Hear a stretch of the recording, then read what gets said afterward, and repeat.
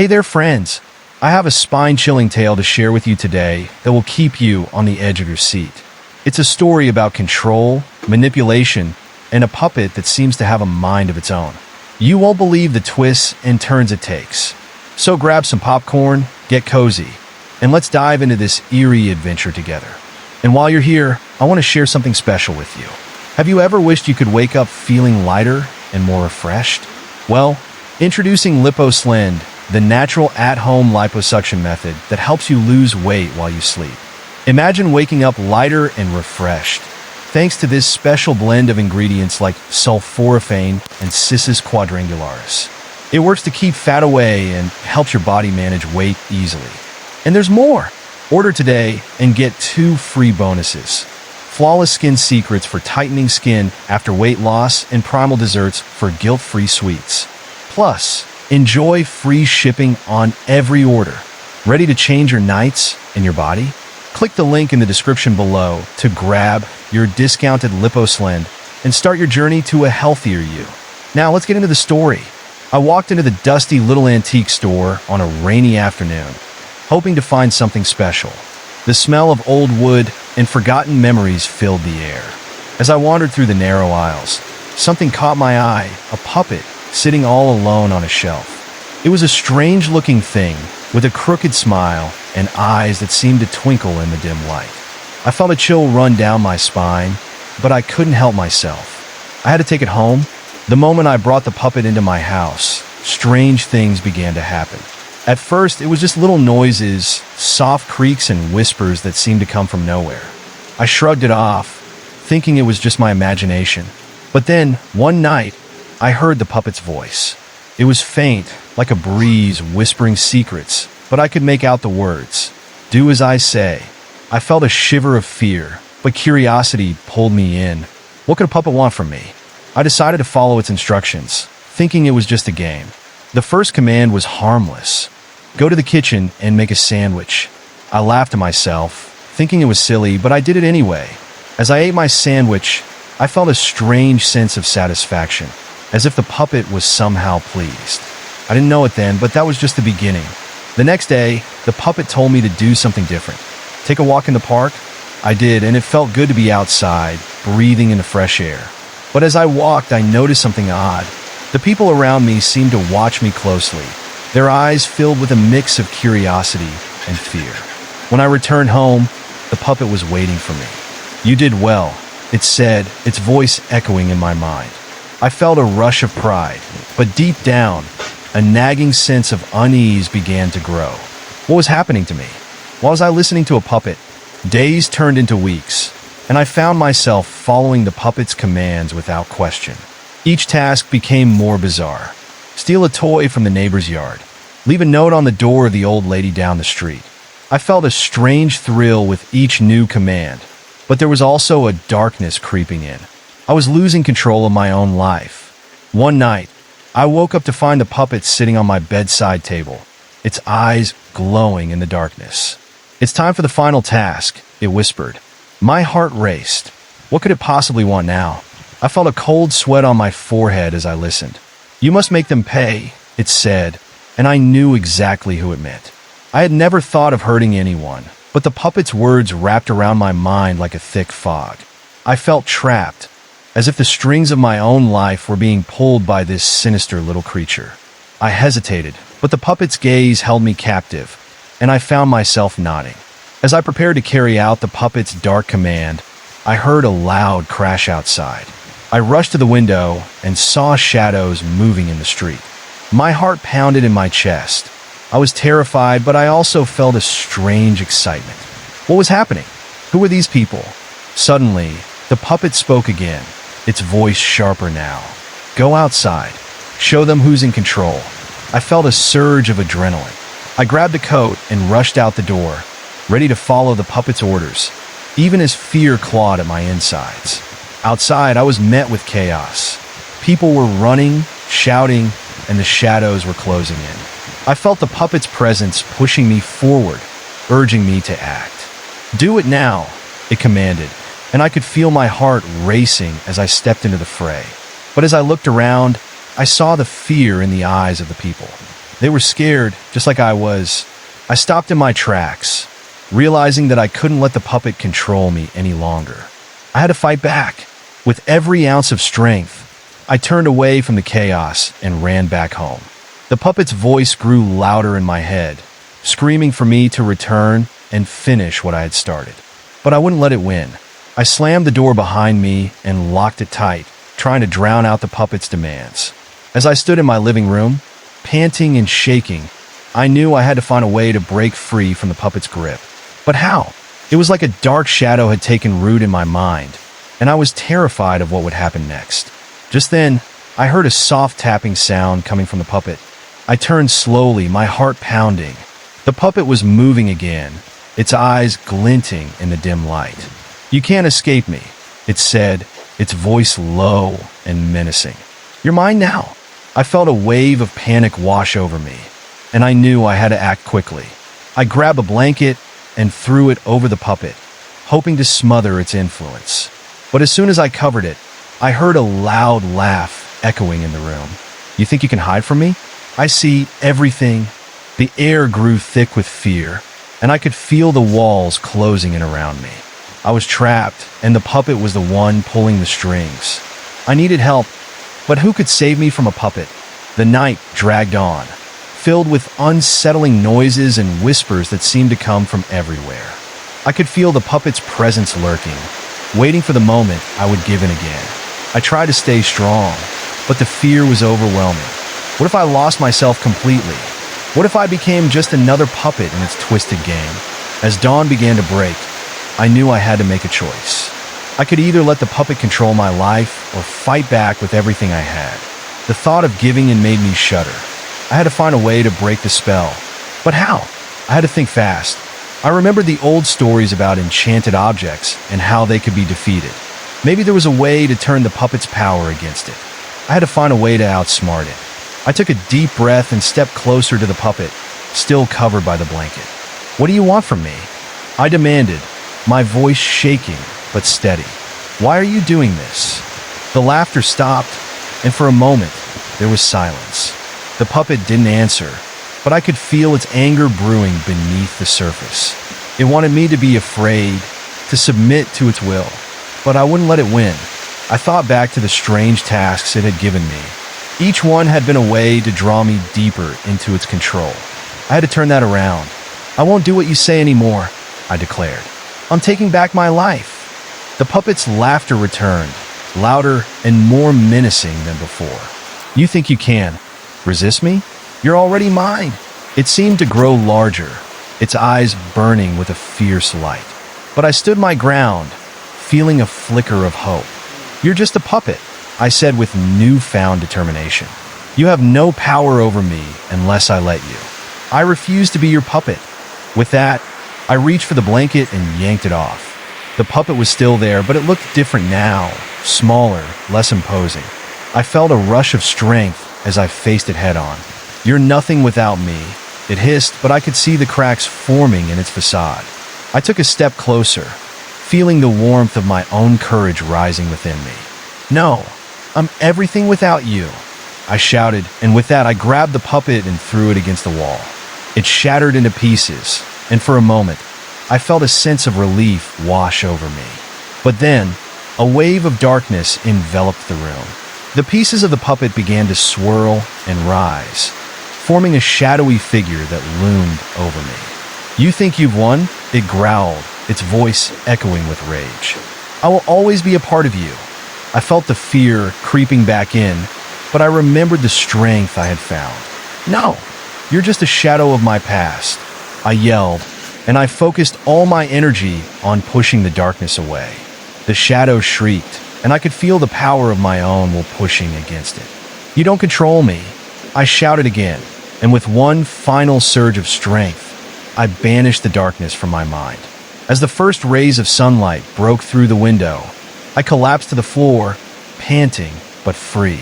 The puppet was gone, and with it, the grip it had on my life. I had fought back against the unseen forces that tried to control me, and I had won. But even as I sat there, catching my breath, I couldn't shake the feeling that something was still watching me.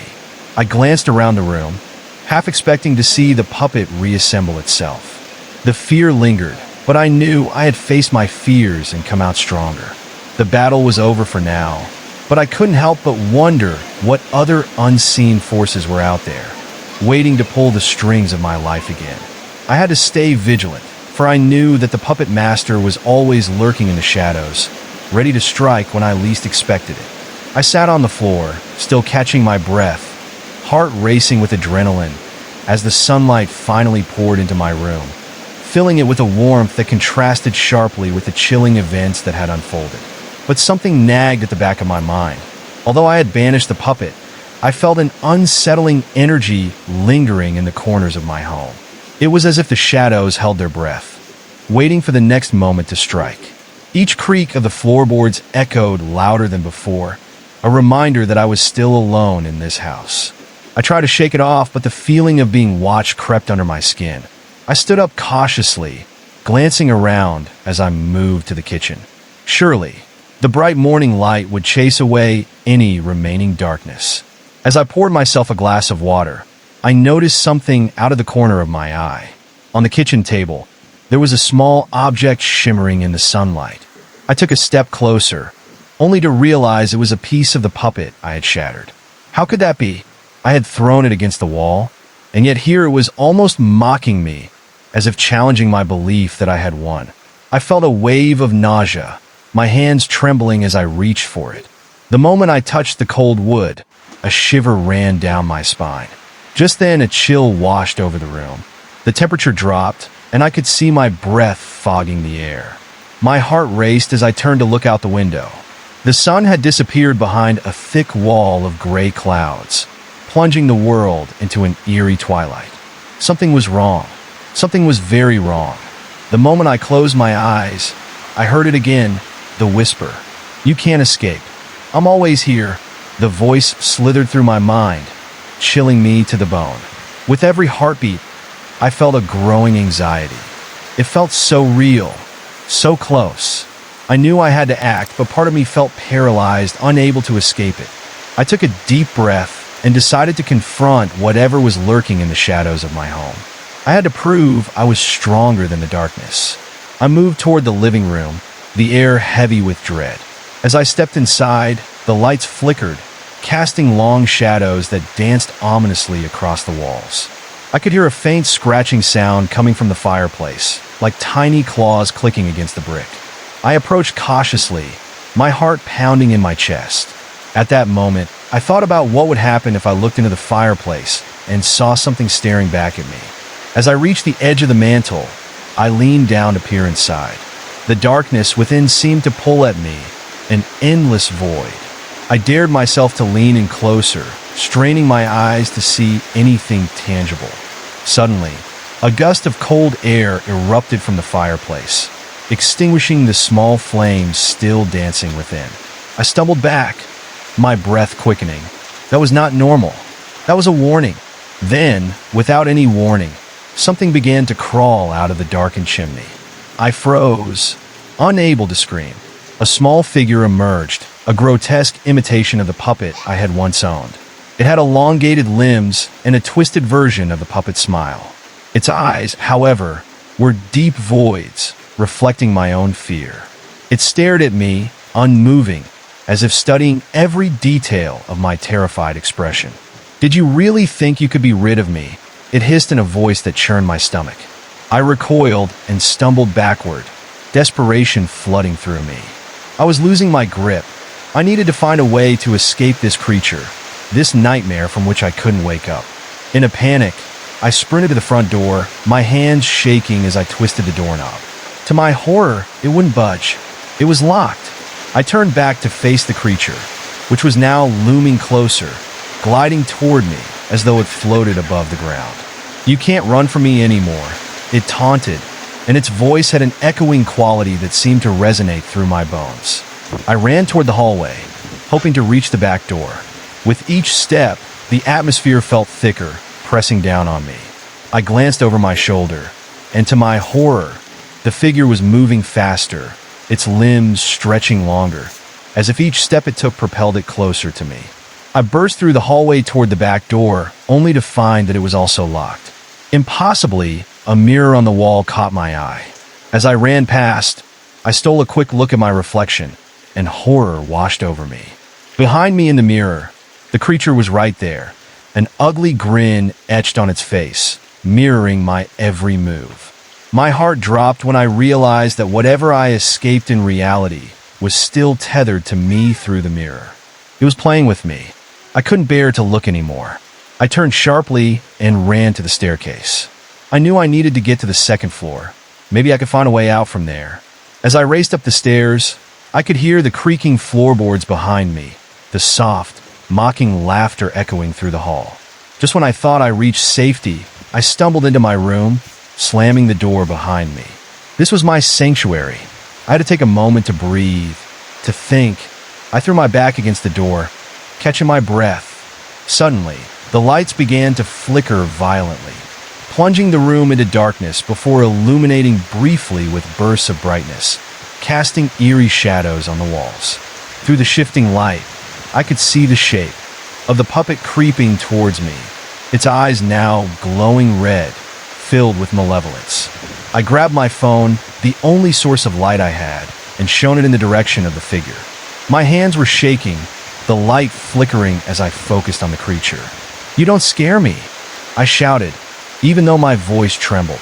The creature paused, its dark shape looming before me like a thick fog. In that moment, something shifted in the air. The puppet's features changed, twisting into a look of rage. "You should be scared," it said, each word vibrating with a chilling undertone. "You think you've escaped, but you're just beginning to understand who holds the power here." Desperately, I glanced around my room, searching for something, anything, to use against this being. My eyes landed on the pieces of the original puppet scattered on the floor, still glimmering strangely. Could these remnants still hold power? I felt an urge to gather them, to confront the entity that had taken over my life. With a burst of courage, I lunged for the pieces, grabbing them one by one, with the puppet's sinister laughter growing louder. "You can't piece me together again. I'll never let you," it shrieked, its voice morphing into a chilling growl. Ignoring its frantic cries, I gathered the pieces and arranged them in a circle on the floor, determined to create some kind of barrier between myself and the ghastly figure. With every piece I placed, I felt a pulse of energy rush through me, a reminder of my strength. "I'm done being your puppet," I yelled, hoping to reclaim my power. The room shook as the entity howled, its form dissipating into wisps of darkness. It lunged forward, but the moment it crossed into my circle, a blinding flash of light erupted, illuminating the room and sending a surge of warmth through me. For the first time, I felt like I could push back against the darkness. But as quickly as the light appeared, it flickered. The entity began to reform, growing larger and angrier. "You think you can defeat me? I am forever," it roared through gritted teeth, and the sound seemed to rip through the air, shaking the very foundations of my home. I felt my resolve wavering as shadows crept closer, wrapping around my legs like tendrils, pulling me down. "Fight it," I told myself, clenching my fists. Yelling over its voice, I shouted, "You're nothing. I won't let you control me." With every ounce of willpower, I concentrated on the parts of the puppet scattered around me. They began to glow brighter with each shout of defiance. "You plan to control me, but this ends now." The orb of light grew, expanding, pushing against the darkness that threatened to envelop everything.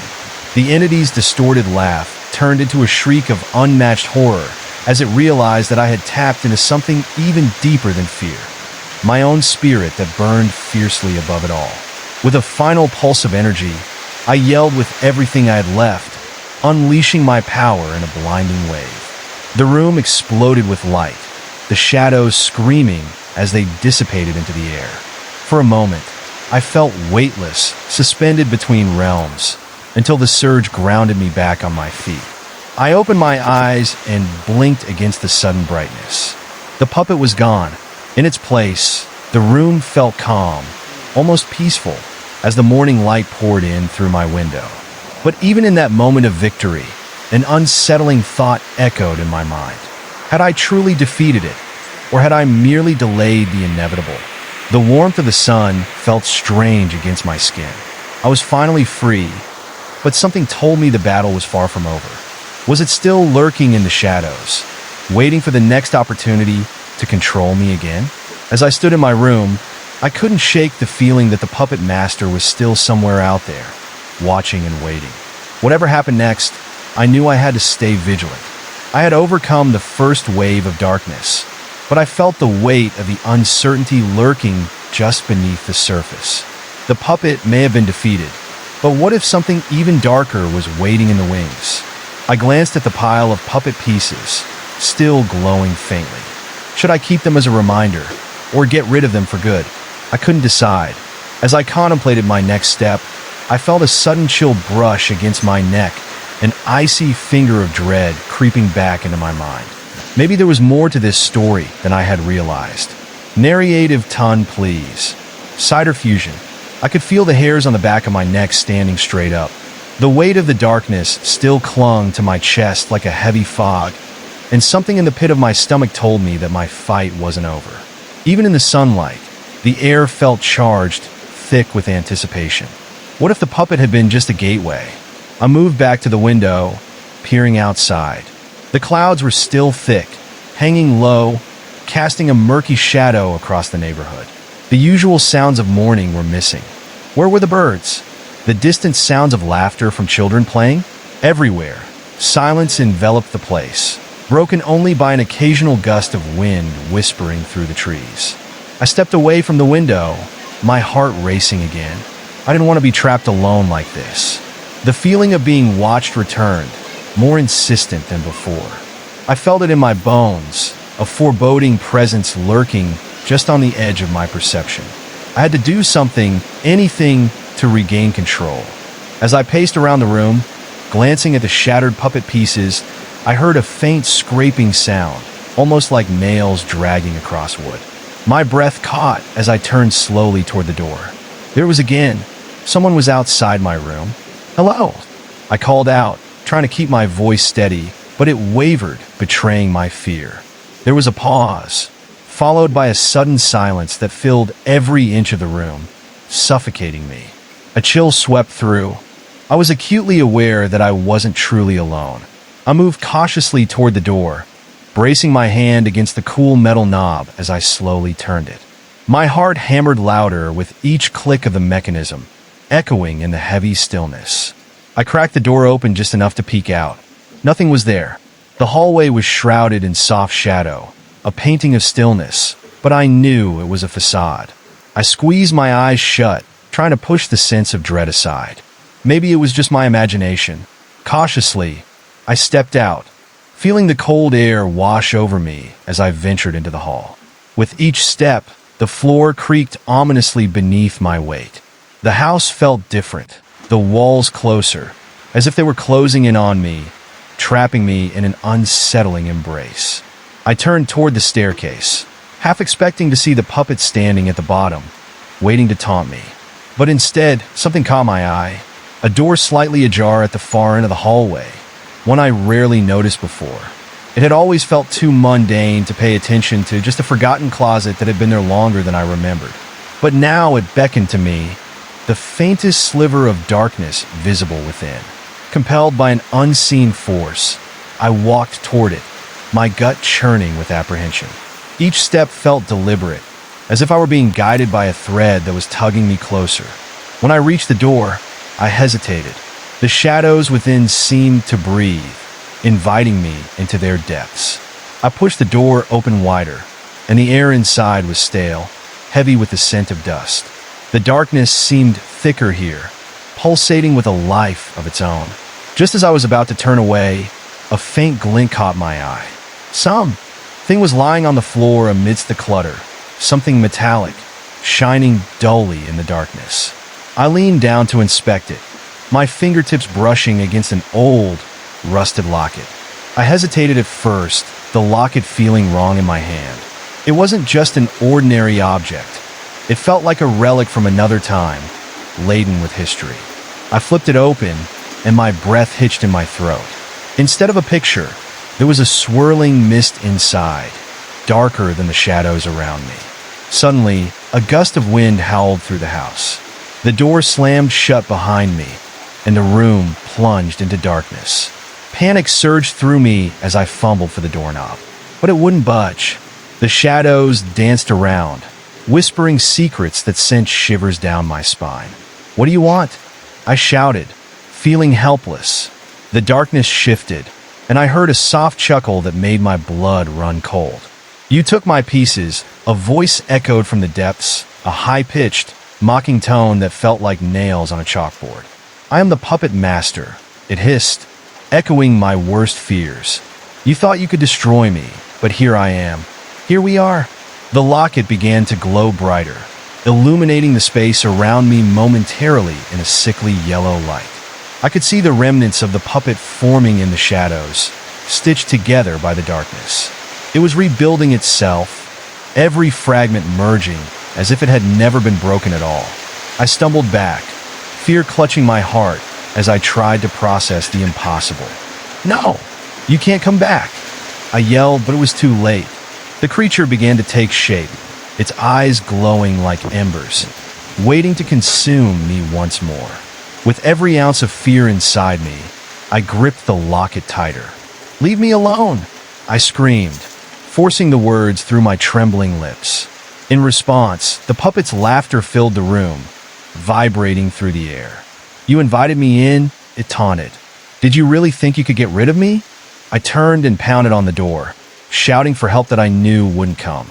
The wind howled louder, drowning out my cries, and the shadows closed in tighter, wrapping me in their cold embrace. "This is your home now," the puppet snarled, its voice twisting with glee. "You cannot escape what you have summoned." Suddenly, the locket flared again, casting a bright light that broke through the darkness. I could feel its warmth, a counter to the freezing presence creeping closer. "I will never be your puppet," I shouted defiantly, each word gaining power as I clutched the locket. I could feel change in the atmosphere. It was as if my determination alone could shape reality. Slowly, the shadows began to recede, inching back from the light, curling away like smoke. The puppet shrieked in fury, its form flickering, unstable, as the brightness engulfed it. And oh, it screamed, thrashing against the fading shadows. "You are nothing without me." But I was not nothing. I seized the moment, pushing the locket forward. "I reject you," I cried, with as much force as I could muster. In an instant, the blinding light swallowed the shadows whole, and I felt the walls trembling. The room shook, and the very air around me burst with energy. The puppet started to dissolve, its features contorting with rage. "You can't do this," it wailed, but the light expanded, radiating through the closet and knocking me to the ground. As the brilliance engulfed me, I was thrown backward, landing hard on the floor. I covered my eyes instinctively, bracing for the impact.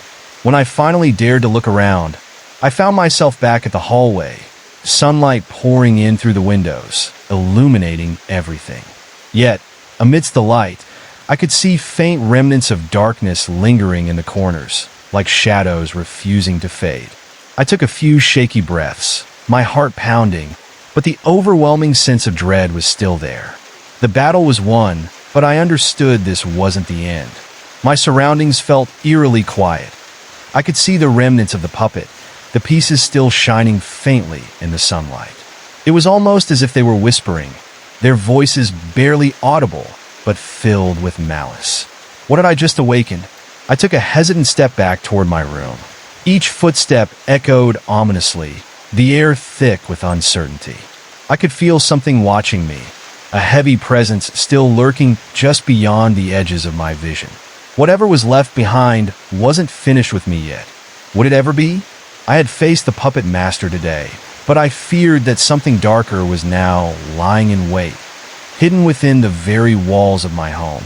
As I slowly retreated into my room, I knew one thing for certain. I would have to confront whatever was lurking in my shadows head-on. The darkness would not rest until it had reclaimed what it felt was rightfully its own, and I had no idea what I was truly up against. I stepped into my room with a sense of both dread and determination. The sunlight streamed through the window, but the brightness felt sharp, almost artificial, like a spotlight set to expose the darkness in the corners.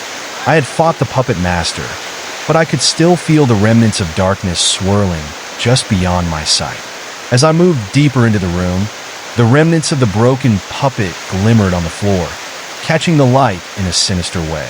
They were just fragments, pieces of something that should have been gone forever, but they pulsed with a life of their own. I couldn't shake the feeling that they were waiting for me, wanting to bind me to them once more. Not this time, I whispered to myself, though the confidence in my voice felt fragile, like glass on the edge of a table. I knelt down and started picking up the pieces, placing them carefully back together. As I fitted one fragment into another, a low whisper filled the air, slithering around me like smoke. "Come back to us," it hissed, the voice dripping with a sweetness that made my skin crawl. "You are one with us now."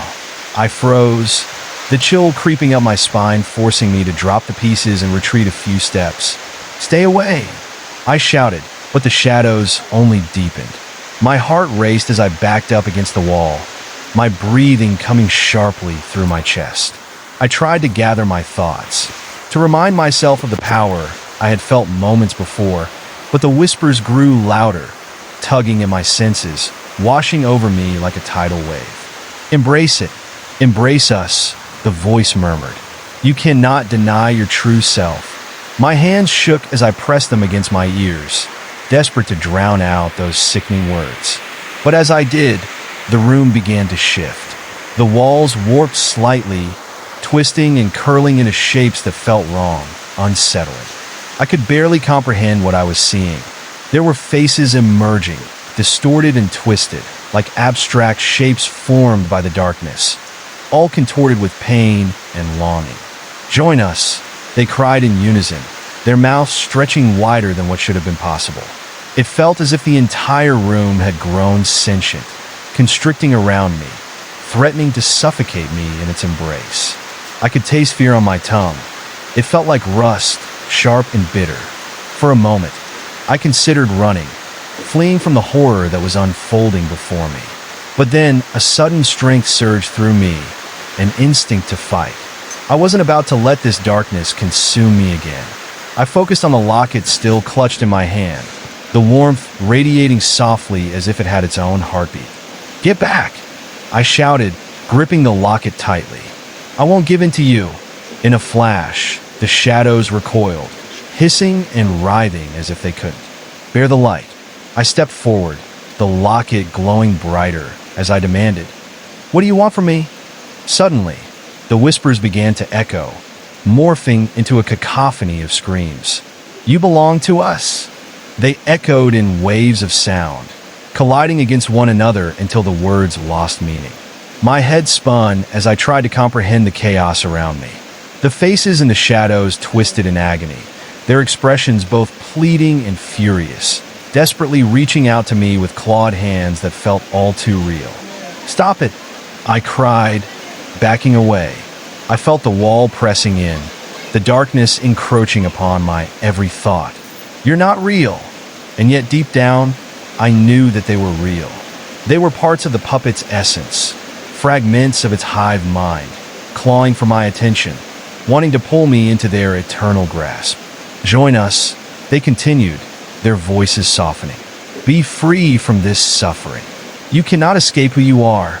With my heart pounding, I turned my back to the chaos, running toward the door. As I reached for the knob, a powerful force slammed into me, knocking me backward. I landed hard on the floor, gasping as pain shot through my body. I looked up to find the darkness expanding around me, swirling like a storm. And from that storm, a figure emerged. It was a grotesque imitation of the puppet, its form exaggerated and monstrous. "You think you can flee?" it growled, the voice twisting into something primal and chilling. "I have been woven into your very being." I quickly scrambled to my feet, fear propelling me forward. But the creature was faster, lunging at me with a speed that felt impossible. I stumbled backward just as it grasped for me, its fingers elongated and sharp, brushing against my skin. A searing pain shot through me, as if it had pierced my flesh. But somehow, I also felt a rush of warmth, spreading through my veins like fire. I gripped the locket tightly and shouted, "Leave me! You don't own me!" The light from the locket burst forth again, pushing out against the darkness. I could feel the warmth expanding outward, something finally shifting into balance. The puppet screeched, its form shimmering as it battled the light, thrashing violently as it fought to hold onto its grip. "No!" It screamed, rage and terror mingling in its voice. "You will always belong to me." And with those words, I felt a wave of power rise within me, a surge of defiance that pushed back against the shadows. "Not anymore!" I roared, feeling the energy in the locket mix with my own strength. The room erupted in blinding light, illuminating every corner and chasing away the faces that had threatened to engulf me. But as I watched, I saw them retreat, not disappearing entirely, but merging into a single, grotesque form that seemed to pulse with rage. With a final burst of strength, I thrust the locket toward the creature. "I reject you!" I shouted, pouring all of my fear and anger into those words. The brightness expanded, enveloping the shadowy puppet as it shrieked in agony, distorting into an unrecognizable mass before finally breaking apart into shimmering dust. The dust swirled around me like tiny stars before vanishing into thin air. Silence settled in the room, heavy and thick like the calm after a storm. I stood there, trembling, heart racing, feeling the remnants of fear still clinging to the edges of my mind.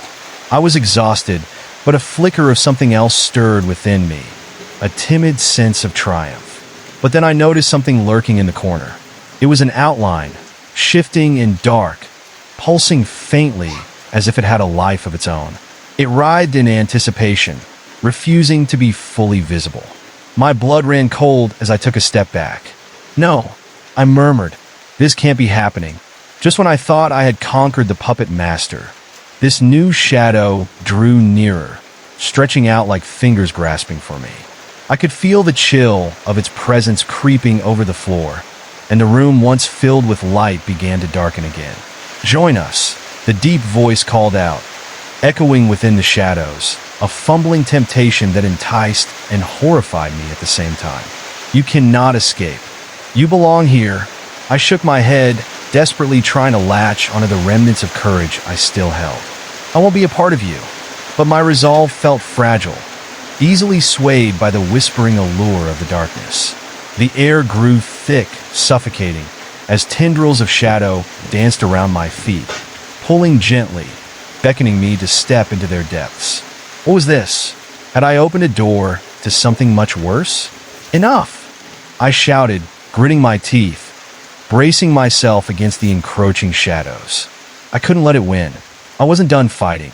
I focused on the locket again, willing it to shine brighter, to burst forth with the energy I knew it contained. It started to glow, emitting a soft warmth that pushed against the cold tendrils threatening to draw me in. I took a deep breath. "Leave me," I declared, my voice rising with defiance. The darkness writhed at my command, reluctant to release its hold. Boldly, I stepped forward, away from the shadows, embracing the light I had fought to reclaim. I felt the warmth surround me, an illuminating barrier that separated me from the creeping tendrils. As I stood my ground, the darkness recoiled, howling in protest. With each pulse of light from the locket, I felt the weight begin to lift. "Let the light devour you," I bellowed, taking another step toward the encroaching shadow. It hesitated, flickering momentarily before the allure of the darkness threatened to swallow me whole once again. But I would not let it. I could feel my spirit igniting, a flame rising against the chill of the dark. I could hear the whispers fade, replaced by my own voice, strong, unwavering. "I am not afraid of you. You will not take me." The darkness hissed, and the air began to vibrate with tension. The shadow stretched toward me one last time, but I surged forward. Vibrant energy radiated from the locket, engulfing the lingering shadows as I pushed through. All at once, The air exploded with light, dissolving the dark remnants in a shimmering dust, scattering them into the ether. I gasped as the conflict stilled and the calm returned once more. But even as I stood victorious, I sensed the complexities of what I had faced. Shadows might rise again, and I would have to confront them every day. I walked back toward my window, looking out at the world outside, a world that felt tainted, forever altered by what I had faced. The sun was now a warm, golden hue, flooding my room with light, but uncertainty hung heavy in the air. What if more shadows lurked just beyond the horizon? What if I hadn't seen the last of the puppet master, or whatever other dark being lay in wait? The thought solidified my resolve. I would not allow darkness to take root within me again. Whatever awaited, I would prepare myself. Now, standing in the midst of the light, I raised the locket high and vowed to keep it close. I saw the shadows retreating into the edges of my vision, barely visible, but unmistakably present. I would face them again if I had to, because I now understood a truth I couldn't ignore. Darkness would always exist, but so too would I. And this time, I would not hesitate to fight. Standing there with the locket glowing in my hand, I could feel a strange mixture of relief and dread settling in my gut. Although I had pushed back the shadows, the atmosphere felt charged, thick with the unyielding presence of something that lingered just beyond the edges. The world outside my window now looked different, filtered through the lens of what I had just experienced. The vibrant sunshine didn't fully penetrate the fear gripping my heart. I couldn't shake the thought that the darkness was still out there, waiting for me to let my guard down, lurking in the corners of my life that I had yet to explore. Determined to not let it defeat me, I tried to shake off the feeling of despair. I needed to regain control. I took a deep breath, allowing the light from the locket to warm my skin. It was a reminder that I had faced the depths of fear and emerged, however shaken. However, deep inside me, a gnawing doubt remained. What if this was only the beginning? I decided it was time to search the house, to confront any lingering shadows that might be hiding in the nooks and crannies of my own space. Perhaps there was something I had missed or some clue left behind that could provide insight into what I had just faced. With the locket clutched tightly, I ventured out of my room, every step echoing in the silence, a reminder of my solitude. In the dim light of the hallway, I hesitated, sensing unease curling up my spine like a cold finger. The whole house felt watchful, as if the walls themselves had ears, listening intently. Shadows shifted unnaturally, flickering in the corners of my vision like hints of movement just out of reach. Shaking my head to clear those thoughts, I pressed on, first to the living room, flicking on the lamp and bathing the space in a golden glow. The furniture was as I'd left it, unchanged, but an unsettling chill seeped through the cracks of my reality. It was then I noticed something on the coffee table. A small, weathered journal lay there, its cover faded, the edges frayed as if it had been opened oftentimes over the years. My pulse quickened as I approached it. It was not mine, yet somehow it clung to familiarity, an echo of memories long forgotten. As I reached for it, the air grew heavy. The moment my fingers brushed the cover, a shiver ran up my arm, setting off a cascade of whispers in the back of my mind. I opened it tentatively, the pages crackling with age. The first few entries were merely mundane thoughts about daily life, but as I flipped through the pages, the tone darkened. Something whispers to me at night. One entry read, "It promises power and freedom, but asks for a price. I'm scared. What if I can't say no?" My heart raced. This was no ordinary journal. Each page revealed an obsession that spiraled deeper into madness, the writer's handwriting becoming increasingly frantic with every word. I felt an urge to stop reading, yet a force pulled me into the depths of the text, as if the very essence of the words were reaching out. The last entry was the most chilling. They are coming for me, and I can't hide anymore. The darkness I called isn't just a shadow. It's alive. Before I could fully process it, a sharp crack echoed through the room, startling me. I spun around to see the picture frames on the wall shifting, the images blurring, faces twisting into unrecognizable forms, contorted in agony. The shadows seemed to pulse, eager to escape into the open air. The once familiar room steeped into the depths of something malignant. I slammed the journal shut, gasping as the commotion around me escalated. Dread enveloped me, but instinct kicked in. I had to get out of there. I hurried down the hallway toward the front door, but as I reached for the knob, I realized it was cold to the touch, almost alive, resisting my grasp. "What do you want from me?" I shouted into the eerie silence, knowing that whatever lingered in this space was listening, watching, waiting. Suddenly, the walls seemed to shift, the shadows growing longer and darker, obscuring the hallway ahead. I felt something brush against my arm, a cold caress that sent shivers down my spine. I whipped around to catch a glimpse of what might be there, but I saw nothing, just dark, empty space. "Leave me alone!" I screamed, my voice cracking as I pounded on the door. Each strike echoed but seemed to deepen the stillness, as if the house itself was absorbing my fear. With a surge of adrenaline, I yanked at the doorknob once more, this time with determination. Without warning, the door burst open. I stumbled outside, the sudden brightness momentarily blinding me. The fresh air hit my face like a splash of cold water, but the feeling of safety was short-lived. The sky was painted with storm clouds, swirling ominously above, casting a dark shadow over my surroundings. I turned, apprehensive that the darkness might follow me even into the open air. The yard was eerily still, devoid of movement, as if the world held its breath. I stared at the trees lining my property, their branches clawing at the sky, casting distorted silhouettes on the ground. Something felt wrong about them. They seemed to be watching, whispering to one another about me. A sudden gust of wind whipped through, rustling the leaves, and I felt a chilling presence right at the edge of my awareness. I squinted, trying to decipher the shapes lurking among the trees. There was nothing there, yet I could sense the weight of unseen eyes, penetrating and hungry. I pressed my back against the house, heart racing, my breathing shallow as I tried to gather my thoughts. The locket pulsed against my chest, reminding me of my struggle against the shadows, of my refusal to surrender.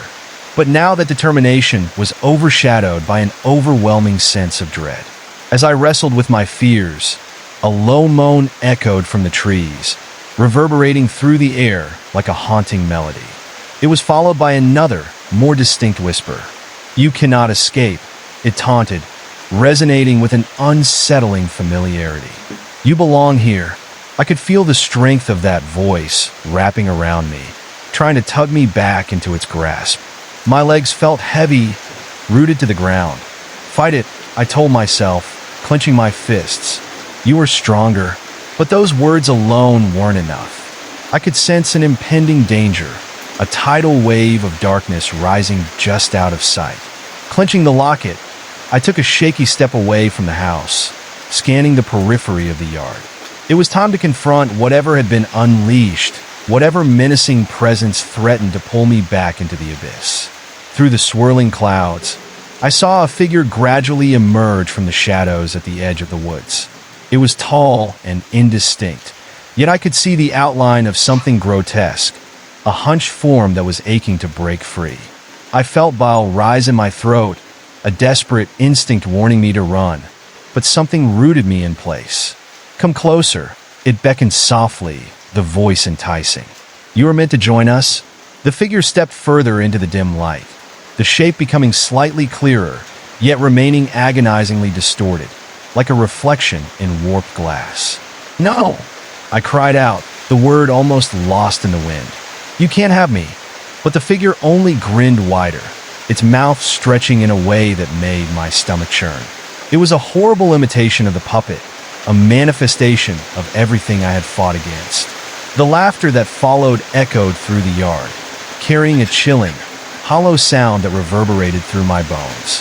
I felt panic rise within me as shadows spilled forth around my feet, curling around my ankles like smoke. With a sudden resolve, I bolted towards the darkness, letting the locket shine bright in front of me. pushing back against the grip of the shadows. Not today, I shouted into the maelstrom, focusing all my energy. The locket blazed to life, illuminating the surroundings with warm, brilliant light. The air shimmered with the intensity of the glow, causing the shadows to recoil, but they still crept ever closer, weaving around my legs, trying to trip me up. My heart pounded furiously. "You won't get me!" The figure shrieked, a chorus of voices merging into a single haunting wail. "You cannot resist!" The shadows battered against me, brushing against my skin, like icy fingers prying me away from my resolve. But the locket in my hand felt warm, a tether to my will. I had faced the darkness before and emerged. I would do it again. "Back! All of you!" I yelled, feeling the energy swell within me as I swung the locket forward. The light pushed out in waves, driving back the encroaching darkness that threatened to consume me. The shapes and murmuring silhouette around me began to shift again, losing form, collapsing into the ether. The laughter would not be easily dismissed, however. It echoed in the back of my mind, taunting, insisting on a return. "You will come back," they promised. But I was no longer just a victim. I was the one who decided my fate. With that thought, I summoned the last of my strength and commanded the shadows to retreat. In that instant, the world erupted with light that surged throughout the yard, pushing the creeping darkness away, dissipating it into the thin air.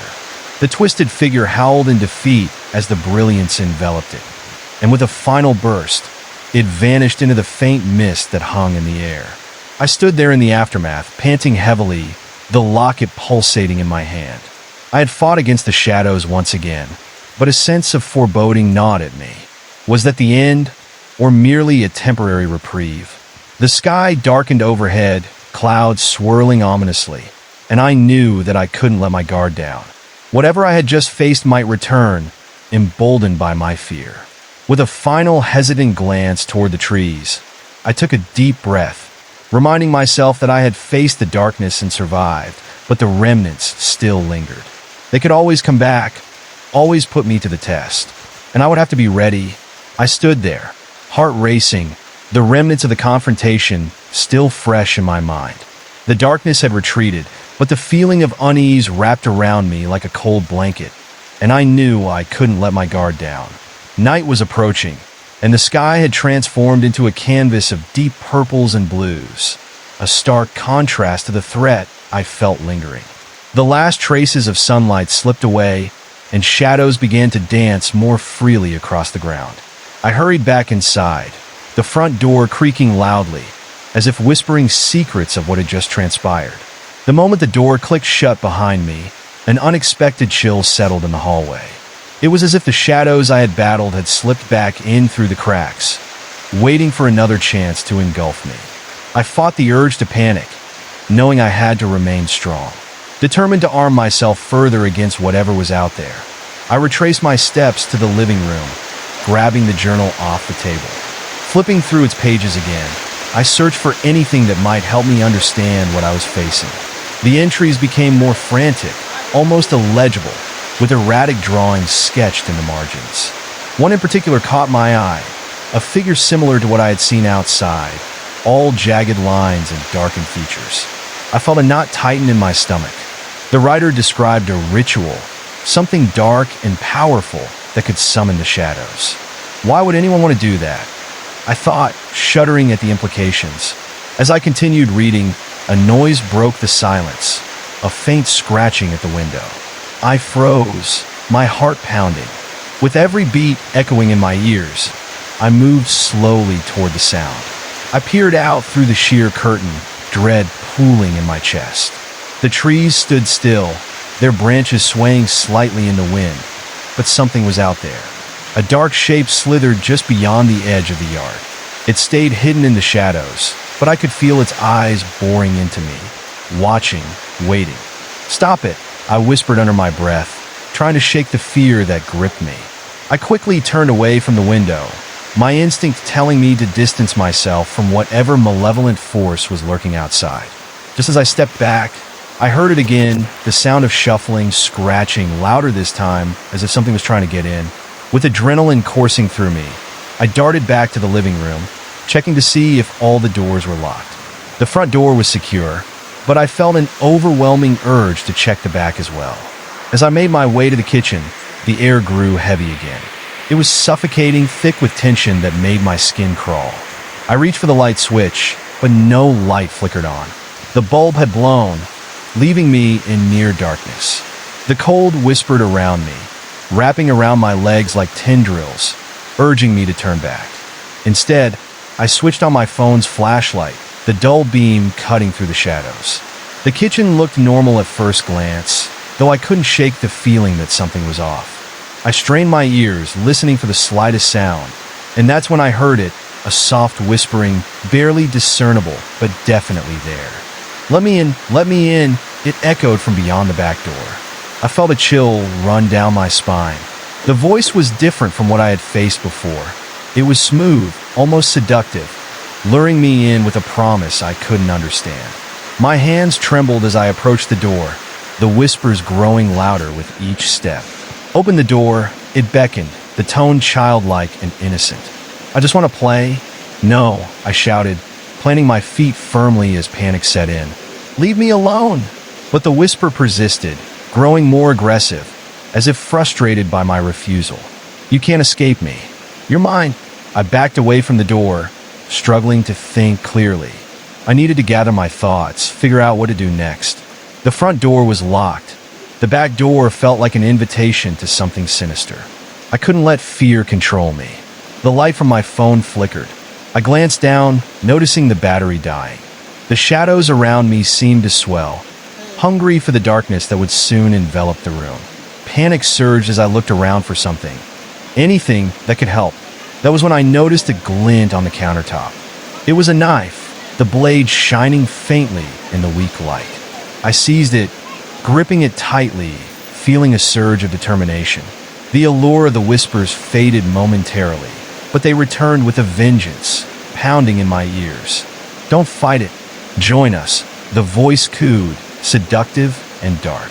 You'll never be alone again. No! I shouted again, knowing I had to resist. I steadied the knife at my side, prepared to protect myself from the unseen force that threatened to cross the threshold. Just then, the whispering became a cacophony of voices, all merging into one chilling chorus. A sickening thought crossed my mind. What if these couldn't be defeated by mere light or defiance? What if their presence was anchored by something within me? The journal, the experiences, everything felt interconnected, like pieces of a puzzle I was just beginning to understand. I decided to try a different approach. Raising the knife and holding the locket at the same time, I faced the door. You're not welcome here, I declared, my voice steady despite the trembling fear inside me. I command you to leave. The whispers turned into a howl, vibrating through the walls, the air growing electric with a. But just as I thought I was gaining the upper hand, the shadows lunged again, this time moving faster, almost blurring in the air. Tendrils shot out, striking at the locket with fierce intent, trying to extinguish that light. I ducked to the side, barely escaping their grasp, feeling the cold breeze brush against my cheek. Suddenly, a loud crash erupted from the living room. I froze, my heart dropping. Is there more? I thought, dread pooling in my stomach. Had they called reinforcements? I turned quickly, still holding the knife, ready to face any new threat that might emerge from the depths of darkness. As I raced toward the sound, the locket flashed again, creating an expanding pool of light that revealed the living room's chaos. The furniture lay overturned, shadows writhing on the ground like serpents. I heard the whispers return, more chaotic, eager, desperate to be released. And that was when I saw it, a figure emerging from the darkness, tall and looming, its presence somehow more ominous than the last. It loomed near the shattered remains of my coffee table, its shape flickering like an old film reel, distorted and disjointed. The shadows seemed to gather around it, feeding into its mass, growing larger, more formidable. It turned its head slowly, and in that moment, I was taken aback. Its eyes were my own, dark, haunted, filled with despair that spilled from them like ink into the air. "You've invited me here, haven't you?" it whispered, voice a distorted echo of my own. I stumbled back, feeling the cold fear grip my heart. "No, you're not me," I shouted, though uncertainty laced my voice. "I carry your pain," it crooned, advancing toward me, the shadows swirling eagerly at its feet. "Every doubt, every regret hasn't faded. They've only grown stronger." I shook my head furiously, unwilling to give in. "You're wrong. I am stronger than you think." Descending into the living room, the shadows roared in response, ready for my defeat. They moved like a living thing, tongues of darkness eager to wrap around my limbs, to pull me into their suffocating embrace. With a surge of adrenaline, I stayed focused on the locket, knowing it was my lifeline. Heart pounding, I took a step forward. "I'll show you what I am," I declared, allowing the light to spread around me. "You have no power over me." The figure halted, its eyes narrowing in rage, swallowing the brightness surrounding me. "You think you can turn me away?" it snarled, voice slithering through the air like poison. "You are merely delaying the inevitable. I will always return, as long as you harbor those thoughts." The weight of its words struck me, causing a flicker of doubt. Had I truly rid myself of the darkness? Or was it just lying in wait, biding its time? But I had to push those thoughts aside. With the locket pulsing like a beacon in my hand, I lifted it high again, feeling the energy radiate through me as I raised the knife into the air. I am taking control of my life. With one final roar of defiance, I plunged the knife down towards the living room floor. The blade plunged into the ground, and with that, the room erupted into blinding light. A surge of power erupted from the locket, cascading outward like an explosion, engulfing everything in its path. The shadows writhed and screeched, recoiling from the overwhelming light. The figure screamed, distorted and twisted beyond recognition, as the room around me disintegrated into chaos. And oh, it howled, voice weaving into the darkness, as the light tore through the veils of fear, disentangling me from the torment that clung relentlessly to my heart. As the blinding light reached its peak, I felt the shadows unraveling, losing their grip. Behind me, a swirling vortex of darkness began to collapse upon itself in a desperate attempt to escape. "Now you will know true fear," I muttered, collecting the last remnants of my strength, clenching the knife tighter as I watched everything distort and twist back into the void it came from. Finally, the blinding light exploded outward one last time, pushing back against the figure, my own voice echoing through the remnants of the room. "You will never haunt me again." The words hung in the air, my voice echoing back to me, filled with defiance as the light burst forth like a supernova. My heart raced, pounding against my ribcage, as I felt the waves of energy push against the darkness. The shadows hissed and swirled, trying to retreat, but the intensity of the light grew stronger, pushing the suffocating dread back into the corners of the room. I watched in a mixture of horror and exhilaration as the shadowy figure distorted, its features twisting in pain. It reached out, as if trying to claw its way back towards me, but with each second that passed, the light swallowed more of it whole. The laughter turned to shrieks, a cacophony of despair filling the space around me, intensifying in volume until I thought it might break the glass windows. "Why don't you come with me?" it wailed, its voice now distorted and ghostly. "You belong with us. We are your memories, your fears. You can't escape who you truly are." "No!" I screamed, fury boiling beneath my skin.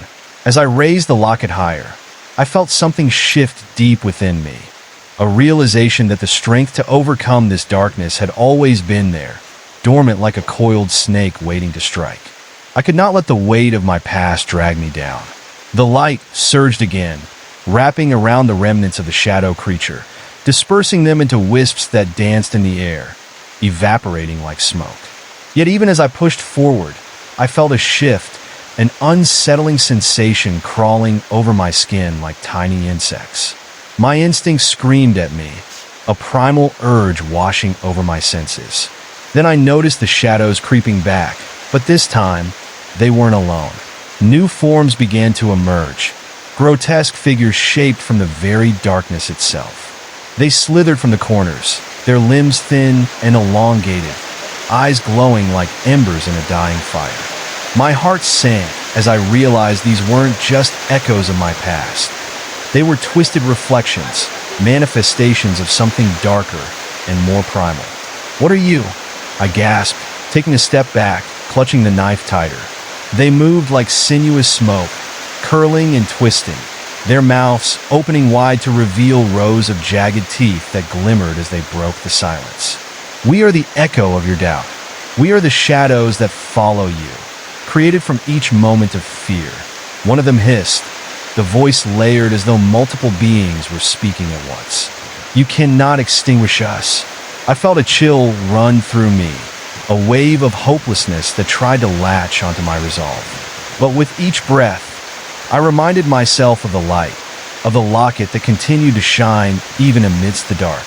"I can't let this happen," I muttered under my breath, fortified by a new determination. "You think you're strong?" another shadow said, leaning forward, its fiery eyes locking onto mine. "You're just a flicker in a vast darkness. We'll consume you, turn your light to ashes." The whispers echoed, a chorus of mockery that seeped into my bones, attempting to erode my confidence. "No!" I shouted, stepping closer to them, pushing against the overwhelming dread that threatened to swallow me whole. "I will not be taken." With that, I lunged at the nearest shadow, knife glinting in the dim light, aiming to break through the veil of despair and drive it away once and for all. But as the blade reached its target, it passed right through, sending a shudder through my body as the creature dissolved into a dark mist, swirling furiously around my feet. "You can't kill what's inside you," it taunted, reforming just beyond my reach, its form melding once more with the others. Their movements were eerily synchronized, creating an unsettling dance of fear and malice that sent shivers down my spine. I turned, searching for a way to break their hold, my mind racing with images of my past, the regrets that fueled their power. Memories flashed, moments of weakness, loss, and despair. Each recollection felt like a weight added to my chest, drowning out the spark of hope that flickered faintly in my heart. But deep down, I knew that these memories were not all I had. With a sudden clarity, I began to step back, gathering resolve, pushing away the dark thoughts that threatened to drown me. "You are only the shadows of my fear," I yelled, feeling the strength of my voice echo through the shifting darkness. "I will not be bound by you." The shadows recoiled, their movements jerky and uncertain. They seemed to hesitate, sensing the shift within me. In that moment of vulnerability, I seized my chance. I closed my eyes, visualizing the light radiating from the locket, feeling its warmth envelop me, pushing away the chill of despair. When I opened my eyes again, I could see the shadows hesitate, flickering as if unsure of themselves. "We won't let you escape," one of them hissed, slithering closer. "You think you could just walk away from your fears?" But I refused to back down. "I am stronger than you," I declared, letting the light within me swell. "I will face my memories, my doubts, and learn to rise above them. You don't own me."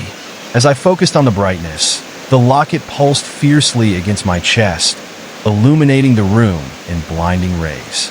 The shadows writhed and contorted, their voices turning desperate and high-pitched, drowning in the intensity of my light. In a final surge of determination, I swung the knife down, aiming for the heart of the dark mass struggling against me. "This ends now." The blade meant an explosion of energy as I struck the ground, the very fabric of reality bending under the weight of my defiance. Light erupted like a star being born, pushing back against the relentless tide of shadows. For a moment, I could see everything, the shadows dissolving into mist, their cries drowned out by the brilliance surrounding me. Fueled by my own fury and resilience, I stood tall, no longer afraid. A wave of clarity washed over me as the light surged around, carrying away the remnants of the darkness, turning fear into freedom. One final force erupted from the locket, launching the shadows into the corners, banishing them back to the depths from which they came. The room fell silent, the air still echoing with the aftermath of the battle. I couldn't find the shadows that once haunted these walls. Only the glimmer of hope remained, flickering softly in the corners of my vision, urging me to breathe, to embrace this moment of triumph. As I lowered the knife, I realized something. The fight wasn't over. The darkness would always linger, but I had the power to confront it, to choose how to wield my memories instead of letting them wield me. I had survived the night, but I knew the real challenge lay ahead. When the light finally dimmed, I took one last look around the room. Despite the disarray, the remnants of the chaos lingered, but I felt fortified, ready to face whatever might come next. With one last glance at the shadows retreating into the darkness, I started to feel the weight lift off my shoulders, carrying with it the echoes of fear that had kept me bound for so long. Tomorrow, I whispered to myself, I will continue to fight, but as I turned to leave, a chilling sensation crept back down my spine, a nagging doubt that maybe the shadows could still be lurking, waiting for their chance to return. And that thought, more than anything, sent a shiver through me, reminding me that I must stay vigilant, for the shadows could always find a way back. The darkness receded, the shadows banished for now, but I felt an unease settle in my stomach. The lingering silence in the house became an oppressive blanket, making it hard to breathe. I could still sense that something remained, hidden just out of sight. As I stood there, my heart still racing from the confrontation, a faint whisper echoed through the room. Everything froze. The air turned heavy, and a chill snaked down my spine. I strained to hear the words, but they were indistinct, like a half-remembered dream slipping away. "Leave," the voice breathed, filled with a chilling urgency that sent shivers rippling through my body. I turned around slowly, scanning the room for any sign of movement. Shadows danced along the walls, flickering in the flickering light, but revealing nothing. Suddenly, the kitchen door creaked open slowly, almost invitingly. Hesitation gripped me, but the feeling of dread flooded my veins like ice water. I had to know. I felt compelled to step closer, a mix of fear and curiosity propelling me forward. As I approached, the door swung wider, revealing a dark, empty hallway that led into the bowels of the house. The light from the kitchen felt like a small island in a sea of darkness.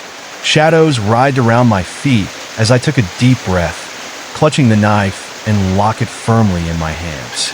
My instincts screamed for me to turn back, but something within me urged me onward. Perhaps it was the need for closure, or simply the desire to confront whatever remaining darkness lingered just out of sight. I took a tentative step into the hallway, the wooden floor creaking under my weight, a sound amplified in the cold silence. The air grew thicker as I wandered deeper into the house. I felt the temperature drop, the cold wrapping around me like a shroud. The whispering grew louder, echoing off the walls. "You shouldn't be here," it cautioned, and I trembled at the sound. Then, from somewhere beyond the dim light, I spotted something strange. A flicker of movement. My heart raced as I squinted into the darkness. It was a figure small and shadowy, darting just at the corner of my vision. "Who's there?" I called out, my voice quivering slightly. The hallway stretched endlessly, the shadows seeming to pulse with a life of their own. No response came, only the slithering sound of those countless whispers. I pressed forward, adrenaline coursing through me, urging me to confront whatever lingered in the darkness. Step after careful step, the shadows seemed to shimmy and writhe, as if they were alive, eager to envelop me once more. I could hear faint giggles echoing, like the sound of children playing, a haunting melody that sent chills through me. "Show yourself," I called out, my voice strong despite the rising tide of fear. Then, a soft, high-pitched laughter fluttered across the space like a gentle breeze, both inviting yet deeply unsettling. It sent my pulse racing, each beat echoing in my ears. The figure reappeared, this time more defined, A small child, no older than 6 or 7, their face obscured by tangled hair. I froze, my heart sinking. This wasn't just a figment of my imagination. The child stood there, still as a statue, their tiny hands gripping a tattered doll. "Help me," they whispered, their voice trembling, as if they were caught between worlds. Confusion twisted in my stomach. I can't find my way home. An icy dread filled me as I made out the child's face. A grotesque smile split across their lips, stretching wider and wider, revealing teeth stained dark as night. I felt the air around me drop to freezing temperatures, my breath escaping in a shuddering gasp. Something wasn't right. "Where's your home?" I managed to ask, despite the unease clinging to my skin. The child pointed down the corridor, the darkness swallowing the space where their finger gestured. "Down there. It's waiting for you." A pulse of fear coiled in my stomach, making it hard to move. "What's waiting for me?" I breathed, the question barely escaping my lips. "Your shadows," they replied, tilting their head to the side in a disturbingly childlike manner, their eyes glimmering like black holes. "They want to play."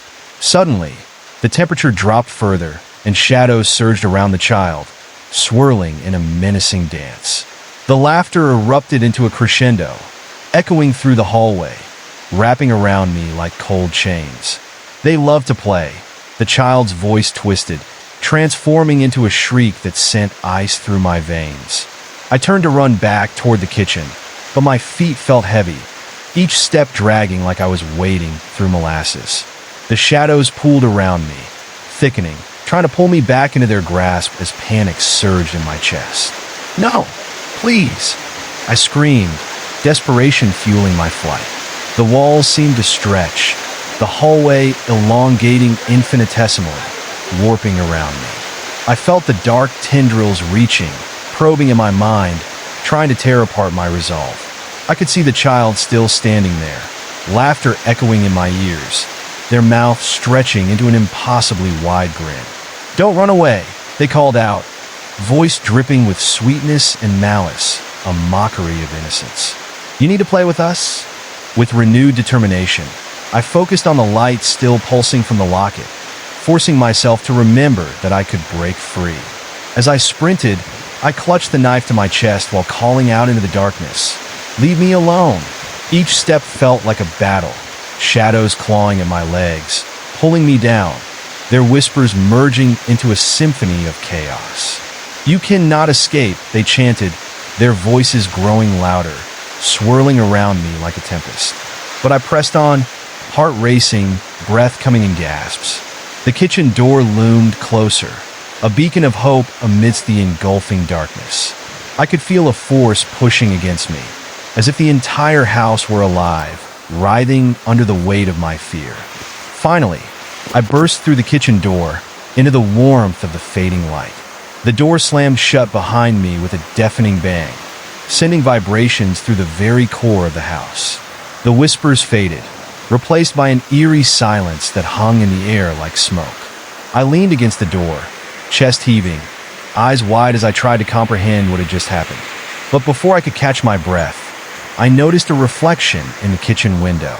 My face, pale and drawn, eyes wide with fear, was still joined by a shadowy figure. It was my reflection, but there was something off about it. My shadow smiled back at me, its grin sharper and more twisted than mine, even in the dim light. I met its gaze, frozen in horror, each laugh echoing in my mind. "Playtime isn't over," it whispered, voice dripping with malice. In that moment, I understood the battle wasn't merely against the shadows creeping in the corners of the home, but against the fears that dwelled within me. They could take many forms, but it was me who had to find the strength to confront them, to shine a light in the darkness and keep moving forward. The kitchen felt different now, foreboding. Suddenly, a shattering noise broke the silence. I turned to see the windows rattling violently, dark shapes merging in the glass, swirling like a storm ready to unleash its fury. "Here we come," they chorused, a wave of chilling laughter rising around me. I had to act quickly. Glancing around the room, I spotted the stove, its surface still warm from my earlier use. Desperation clawed at me as I made my way toward it. My mind raced, piecing together ideas. If the light could fend off the shadows, perhaps heat would work as well. Grabbing a heavy pot, I filled it with water from the sink, heart pounding, the shadows pressing against me like a suffocating fog. The laughter grew louder, the figures outside the window writhing in frustration, looking for a way in. "Let's join the fun," they chirped, mock enthusiasm dripping from their words. I felt the panic rise again, heat coiling through my stomach as I placed the pot on the stove, turning on the burner. Just a little longer, I muttered to myself, watching the flames flicker to life under the pot. In seconds, the water simmered, steam rising into the air, mixing with the chilling presence of the shadows closing in on me. As I prepared the boiling water to fend them off, I glanced back at the window. My own reflection stared back, eyes glistening with something dark. Behind me, the shadows pressed closer, fingers stretching toward the light, a desperate swirl of desperation and fury. "Come on," I urged the water, watching the bubbles break the surface like a heartbeat racing. The dark figures streamed closer, their laughter turned sinister. They were no longer just shadows. They were memories, thoughts, doubts that I had let define me. With determination swelling, I seized the pot, lifting it high above my head. "Get away from me," I shouted, and in one swift motion, I hurled the boiling water toward the window. The liquid met the darkness with a hiss, steam exploding outward like an angry cloud. The shadows recoiled, howling in pain as the water splashed against them, sizzling and popping on contact. "You can't escape," they wailed, their voices merging into a chaotic song of despair. But I pressed on, unwilling to back down. I watched as the figures thrashed and twisted, their forms breaking apart under the force of water and light. The air turned electric, charged with my emerging resolve. "Enough!" I shouted, feeling the tide of fear recede slowly as the shadows finally began to dissolve, vanishing back into the void from where they came. But as the last of them faded, I felt a shiver run through me. The laughter lingered like an echo long after they had retreated, reminding me that they were still there, just waiting for a moment of weakness to return. I slumped against the kitchen counter, heart racing and breathing heavily. I had survived this battle, but I knew the war within me was far from over. The darkness might retreat for now, but I had to remain vigilant, constantly learning how to harness the light within and face the unsettling truth of my fears. As I looked at the still, empty rooms of my home, I sensed the shadows could return, always lurking, always watching. But if I had the strength to confront them once, then I could do it again. With a trembling hand, I held up the locket, its light warming me like a promise. "I will keep fighting," I vowed, knowing that as long as there was light, there was hope, and no shadow could ever truly claim me. I remained in the kitchen, the air still thick with tension. The steam from the boiling water hung in the air, a veil that wrapped around me like a ghost. I had survived this confrontation, but I could still feel the weight of their presence lingering behind closed doors, waiting like a predator for its chance to pounce again. Just then, a loud thud echoed from the hallway, jolting me upright. My heart plummeted, and the shadows that had retreated began to creep back into existence. I stood frozen, straining to hear another sound, my body tense with anticipation. The lights flickered overhead, casting an eerie glow across the room as if the house itself were alive. "Who's there?" I called out, my voice shaking, barely above a whisper.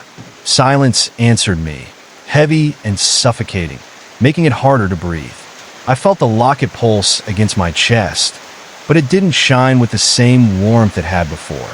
I glanced toward the hallway from which the sound had come, dread pooling in the pit of my stomach. Just my imagination, I told myself, but deep down, I knew that something wasn't right. The hair on the back of my neck stood up as I crept cautiously towards the open door. Each step felt like stepping deeper into darkness, and the laughter of the shadows echoed in my mind, reminding me they were never far away. I peered into the dim hallway, and a chill shot through me. The shadows writhed along the walls, coiling like snakes, whispering things I couldn't quite make out. The child's voice flickered back to me, twisting harmless words into taunts. "You can't escape," they echoed. "You're already ours." I couldn't push the fear aside. I turned my head, wanting to retreat, but something deep within urged me forward. I had faced them once. I couldn't let them win again. With a deep breath, I stepped into the hall, determined to confront whatever awaited me. The air turned icy around me, and I hesitated as I entered the darkness. The floor creaked beneath my feet, each sound magnified in the silence. The door slammed shut behind me, as if the house itself wanted to trap me within its sinister embrace. As I walked further, the walls closed in, the dim light fading into shadows that twisted and turned at the edges of my vision. I could see something move near the end of the hall, a faint shimmer amidst the gloom. It was a reflection, but not mine. It danced there, teasing me, beckoning me with an unspoken promise of answers. "What do you want?" I shouted into the silence, trying to sound braver than I felt. My voice echoed back to me, distorted, blending with the whispers around me. The shimmer quivered and then resolved into a figure that looked just like me, but twisted. Its skin was pale and stretched tight over bones, eyes stark against the darkness, glinting with malicious joy. "Come closer," it called, voice dripping with honeyed malice. "I have something to show you." I felt the pull of curiosity despite the terror churning in my gut. "What do you want?" I repeated, feeling the edge of panic creeping in. "I'm not afraid of you." The sickly smile on my doppelganger widened, revealing teeth too sharp, too jagged. "You should be. You're the one who brought me here." This wasn't just a shadow. It was a reflection of everything I feared, all the insecurities and regrets bubbling to the surface. "No!" I gasped, trying to shake off the realization. "Remember how you felt?" The figure sneered, stepping closer, the shadows swirling around it. "When you failed, when you chose the wrong paths. I'm the part of you that you ignore, the darkness you hide from." With a surge of adrenaline, I stepped back, shaking my head. "You're wrong. I've faced you. You don't control me." "Oh, but I do." It laughed, a chilling sound that sent tremors through my spine. The shadows thickened, and I felt their fingers wrap around my ankles, pulling me into a cold abyss. "You can run, but you can't hide. You're mine." I stumbled backwards, feeling the walls closing in around me as fear clawed at my throat. The figure lunged forward, its arms stretching, fingers seeking my skin like shadows snaking into light.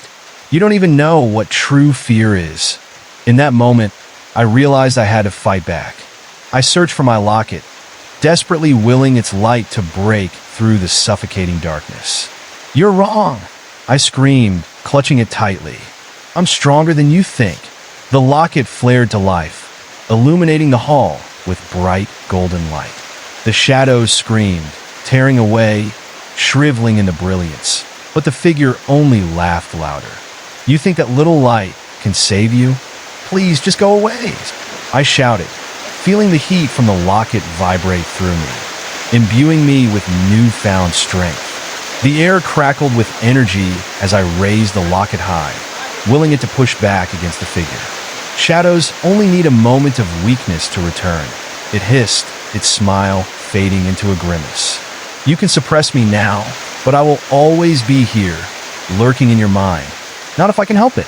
In one motion, I swung the locket toward the specter, a beam of light shooting forth, piercing the shadows like bright daggers. It recoiled, snarling, but the light continued to pour like molten gold, pushing the darkness back, revealing the walls of the hallway, splashed with a gleam of hope. "This isn't the end," it shrieked, and with one final flash of defiance, it dissolved into a spine-chilling shriek, evaporating into mist bathed in light. But the laughter lingered, sounding almost like a soft echo that danced around the furniture, weaving through the creaks of the house. The light from the locket slowly dimmed, returning the hallway to its former state of dread, shadows lingering just at the edges, waiting for me. Panting, I stumbled back, feeling drained but still alive. I was angry at myself for moments I had faltered before, but I knew the battle was far from over. The shadows might have retreated, but they would not give up so easily. They still wrapped their cold fingers around my thoughts, whispering doubts and fears, reminders of everything I had tried to overcome. As I turned to leave the hallway, the shadows flickered, pulsating like a heartbeat. A deep, haunting whisper floated through the air. "This isn't the last you'll see of us." The words hung in the air, haunting and unyielding, as I stepped back into the light of the kitchen. I could feel their presence still, a creeping embrace of the unknown lingering behind me. I had distanced myself from their grasp tonight, but as uncertainty gnawed at my mind, I realized that they could return at any moment. I had to strengthen my resolve, somehow rise beyond the fear, or risk being consumed by it altogether. Tonight had been a warning. My shadows would always entwine with me, reminders of past mistakes, fears, and failures. They could return at any moment, like a whisper in the dark, waiting for me to falter again. With the locket clasped tight in my hand, I made a silent oath to myself. I wouldn't give in. I would stand firm against the shadows and the chilling fears they brought. I needed to find a way to confront them on my own terms. I took a deep breath, ready to reclaim my space, vowing that I would learn to embrace the light, even when it flickered and faltered. But just as I turned to leave the kitchen, another sound caught my attention, a soft tapping, rhythmically persistent, echoing from the living room. "I'll show you darkness," a voice cooed from beyond the door, sweet and sinister. "You can't hide from me." My heart dropped, and I felt the very ground beneath me tremble. Was I prepared to face the shadows again? As I took a step toward the door, an icy breeze sliced through the air, and I realized with dread that this was just the beginning. I hesitated, my hand hovering over the cold doorknob. This was no ordinary threshold. It felt as if it pulsed with an eerie heartbeat of its own, resonating with the dread that coiled tightly in my stomach. What lay beyond was an abyss, a realm woven from fears I had buried long ago. Each moment stretched like the silence in the dark, amplifying the kaleidoscope of chilling memories. "Come to me," the voice persisted, lilting and mocking. Each syllable dripped with temptation, drawing me closer like a moth to flame. I'd first encountered these shadows years back, in the cold corners of my mind, an oppressive weight that had threatened to consume me. But this time, the invitation felt more tangible, more menacing. A memory flickered, uninvited, of that night under the old oak tree when the darkness first whispered my name. I had been naive then, armed only with youthful bravado. Now, dread wrapped around me like a shroud. What had I learned since those fateful days? Had I truly conquered my demons, or merely lulled them into slumber? Summoning every shred of courage I possessed, I pushed the door open. Creaking softly, it revealed a dim corridor shrouded in shadows, alive with an unsettling energy. The walls seemed to breathe, exhaling the musty odor of mold and something more sinister, fear. My chest constricted, and I inhaled sharply, bracing for what lay ahead. "Are you afraid?" The voice allured, echoing from the depths. I stepped inside, the air thickening around me. "No," I called out, my voice faltering, betraying my uncertainty. I had faced my fears before, wrestled with them in the confines of my mind. But this was different. This was a living nightmare, one that could manifest into reality if I let it. With each step, the corridor seemed to stretch infinitely. Flickering shadows danced just beyond my vision, whispering secrets that sent shivers cascading down my spine. I tried to focus my thoughts, to center myself, recalling the mantras I had rehearsed countless times. "You are stronger than this. You control your fate." Yet those affirmations felt hollow against the oppressive force pressing down. Suddenly, a figure emerged out of the gloom ahead, framed by the dim light that barely penetrated the suffocating darkness. It was a silhouette, amorphous and shifting, its edges blurring and regrouping like smoke. My breath hitched in my throat as I braced myself against a wave of panic. "Did you think you could escape me?" the figure hissed, sounding both familiar and foreign. A flash of recognition struck deeper than the chill in the air. A face from my past, twisted by anguish. It was a person I had lost, a specter of regret. "No," I muttered, uncertainty flooding my veins. "You're not real." The creature laughed, a sound both beautiful and horrifying, echoing off the walls. "Not real? I am the echoes of your failures, the shadows of your past. You summoned me when you turned your back on the truth." "Stop," I commanded, my voice steadier now, though my hands trembled at my sides. "I'm not afraid of you." "Oh, but you are," it retorted, advancing with each step, a predator toying with its prey. "You carry the weight of every choice you regret, every time you faltered. I am not just shadows. I am the darkness you created." An icy grip wrapped around my throat, squeezing gently yet unwaveringly, as if the very regrets I had buried were coming back to haunt me. I conjured images of light, of hope, happiness, moments that sparkled amidst the bleakness. These were my weapons, the memories I clung to desperately. With a sudden surge of defiance, I shouted, "I will not be your prisoner." The words resonated, reverberating through the corridor and dissipating the shadows momentarily. I thrust my arm forward, drawing from the energy swirling within me, hoping to ignite the darkness and turn it to ash. But the figure thrived on my fear, absorbing my defiance like a sponge to water. "You think you can fight me? I live in every dark corner of your heart." Each word unnerved me, unearthing the dormant anxieties I thought I had overcome. I took a step back, my resolve wavering, and then I caught sight of something, an object lying at my feet, glinting faintly in the half-light. It was the charm bracelet my mother had given me, a token of warmth and love that had always brought me solace. I knelt, grasping it tightly. The simple act of holding it sent a surge of warmth through my fingers, igniting a flicker of hope within the depth of my despair. "I remember love," I said softly, as if speaking the words aloud could strengthen my resolve. "I remember." The figure paused, darkness swirling like smoke, as though it felt the shift in my energy. A flicker of doubt crossed its shape, an almost imperceptible weakness. Perhaps this was my chance. "Love is stronger than your shadows," I declared, determination building within me. "It can break through anything, even the darkest night." I tightened my grip on the charm bracelet, feeling the worn metal warm under my fingers. "I won't let you take me again," I stated with a newfound clarity. The figure before me shuddered, its shadowy form rippling like disturbed water. Suddenly, the hallway darkened even further as the temperature plummeted. A deep, throaty laugh echoed around me, reverberating off the walls until it felt like it was intruding into my mind. I stumbled back, my heart racing, my breath coming in sharp gasps.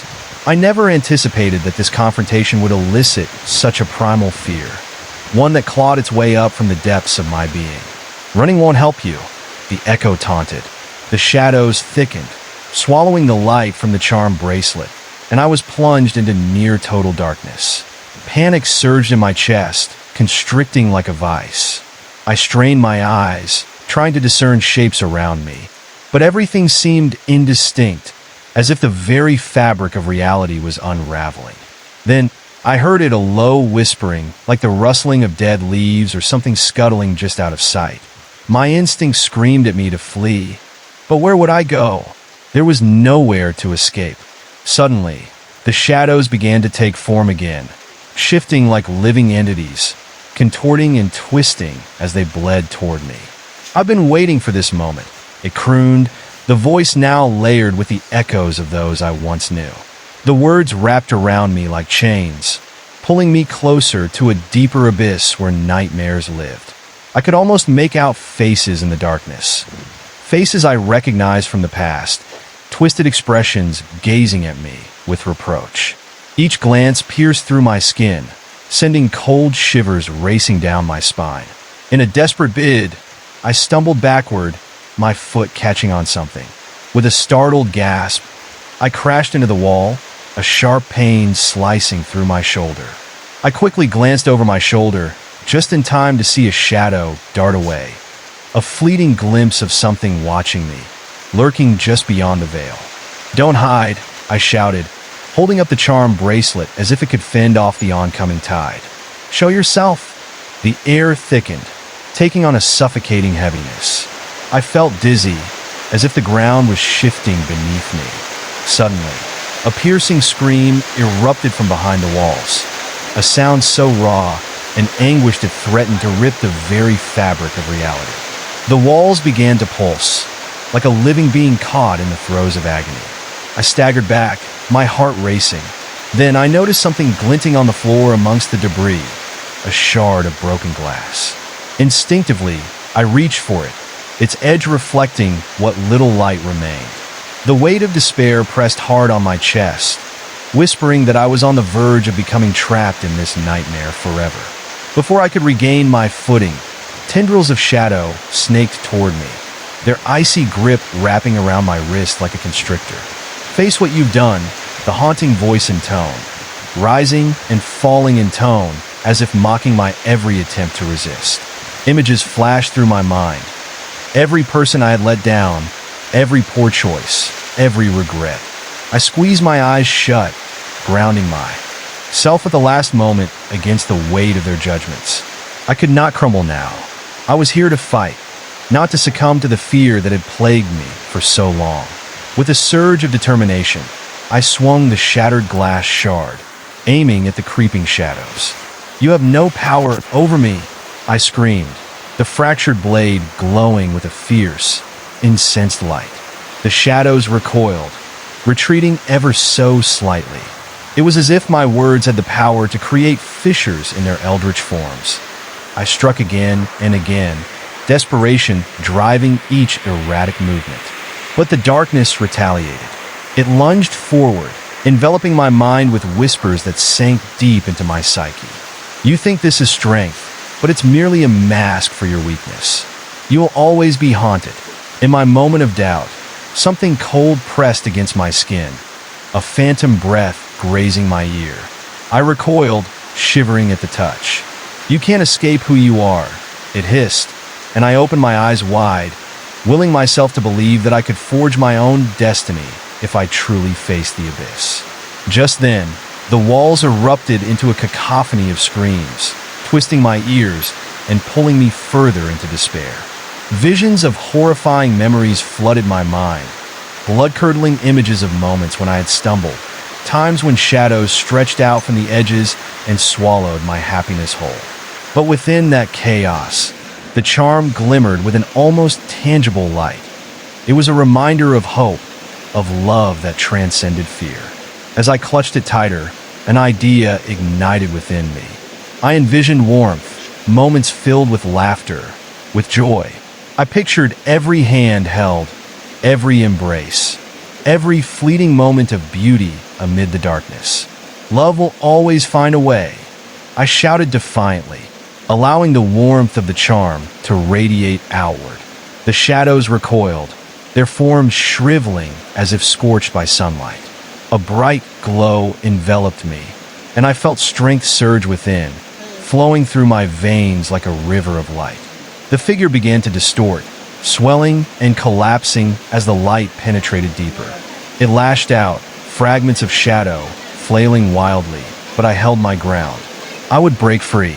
But just as I thought I had the upper hand, one last desperate lunge sent a wave of cold crashing over me, dragging me down into the depths once more.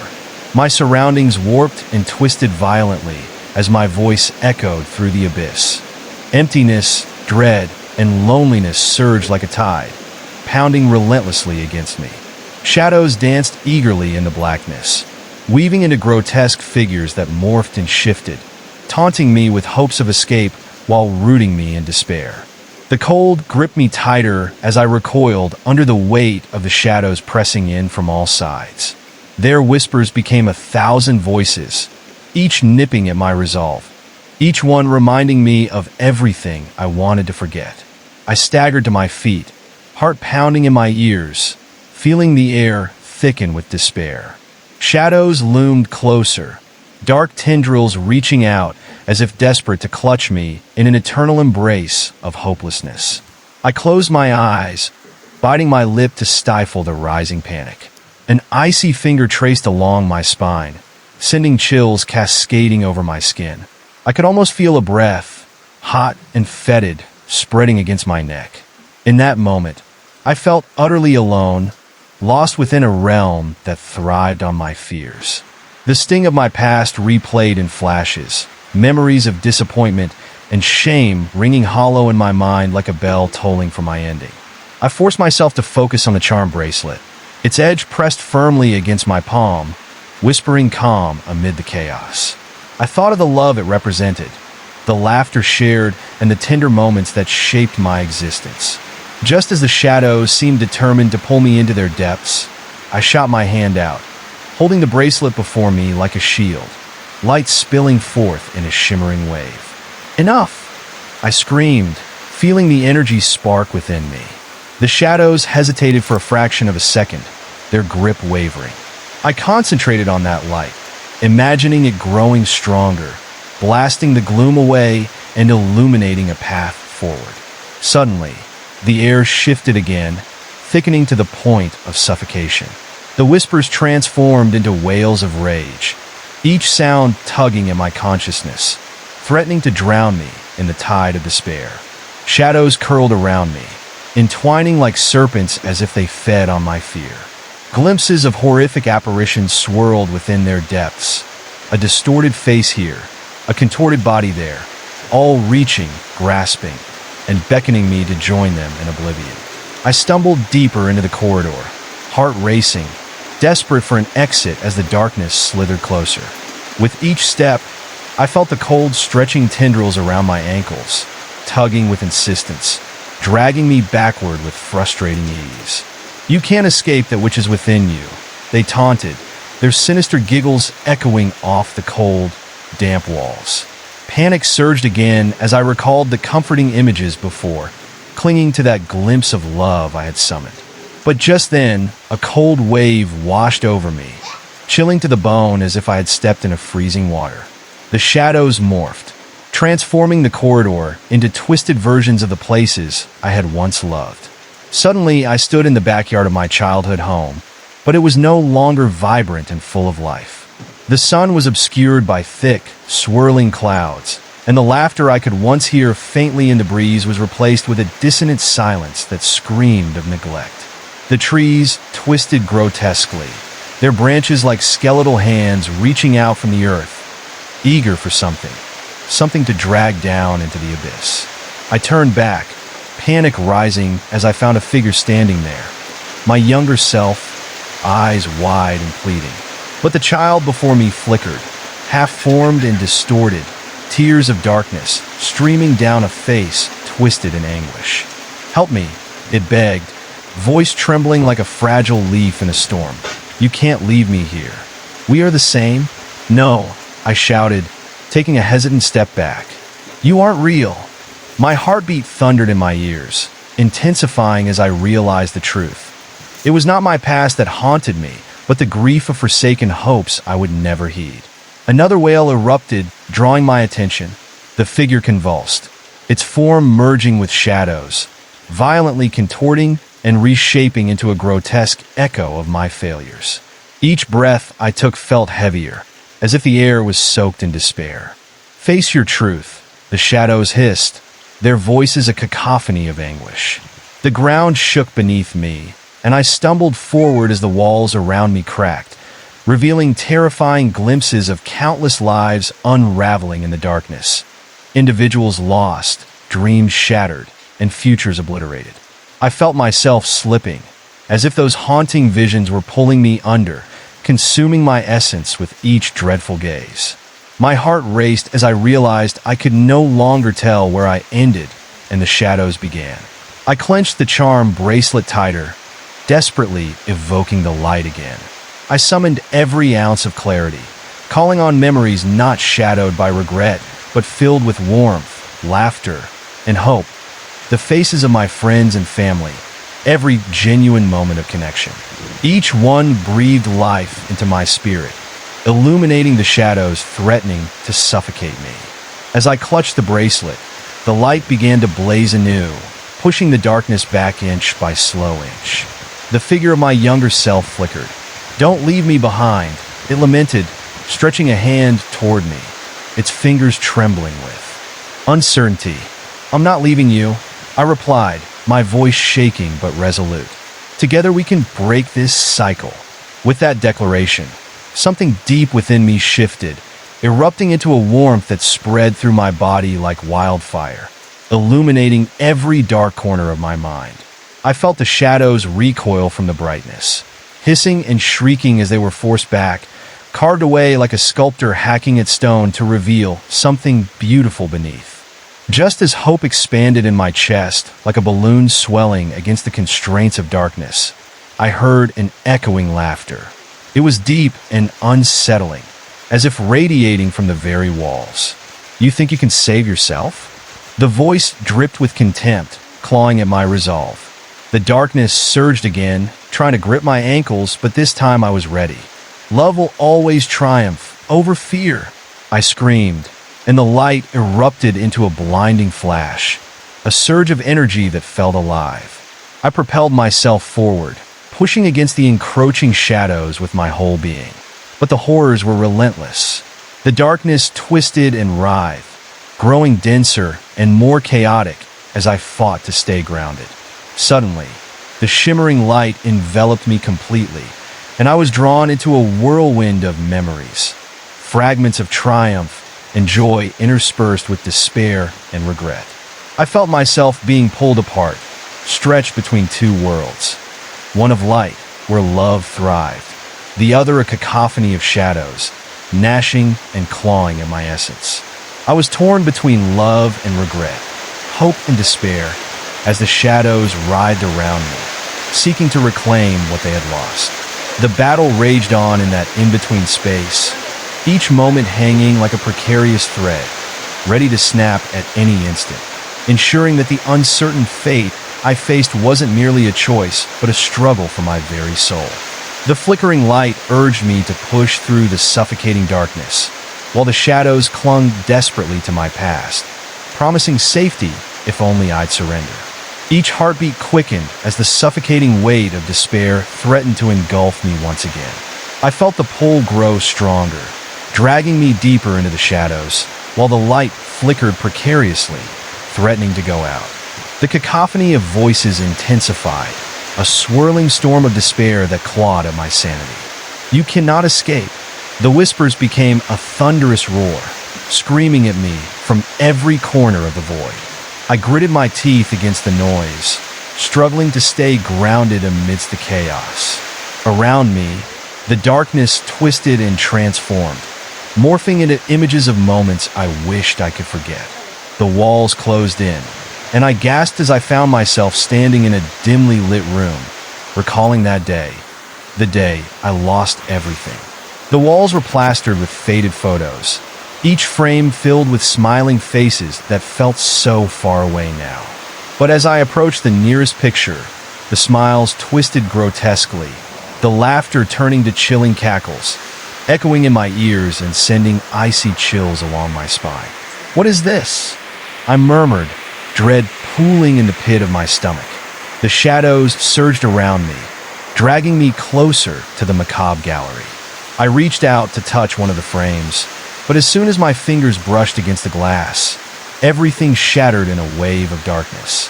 The shards inched toward me like slithering serpents, sharp and pilfering my resolve. "Coward!" A shadowy figure loomed behind me, its eyes glowing with malevolence. "You can't escape your past. It will always be with you." It moved closer, its form swirling, and I felt an unnatural chill pierce through the warmth of my light. In that moment, I was flooded with memories of all my fears, every misstep, every time I had given in to darkness in my life. They pressed down on me, each one a weight threatening to crush my spirit. I took a shuddering breath, forcing myself to step away from the nightmares trying to engulf me. "No!" I shouted defiantly. "You are not in control." I clutched the charm bracelet tighter, the metal digging into my palm as I focused on the light again, summoning every ounce of willpower within me. The darkness lunged, jagged edges slicing through the air like daggers. I felt it brushing against my skin, slick and cold, threatening to extinguish the fragile spark of hope I had ignited. Shadows crept closer, their edges writhing like live things eager to swallow me whole. The laughter grew louder, echoing in a mocking rhythm, with each mocking note resonating in the depths of my spirit. But amidst the chaos, I found my breath, steadying myself against the storm of despair. As the shadows closed in, I envisioned the faces of those I loved, their warmth igniting my heart, fueling the light.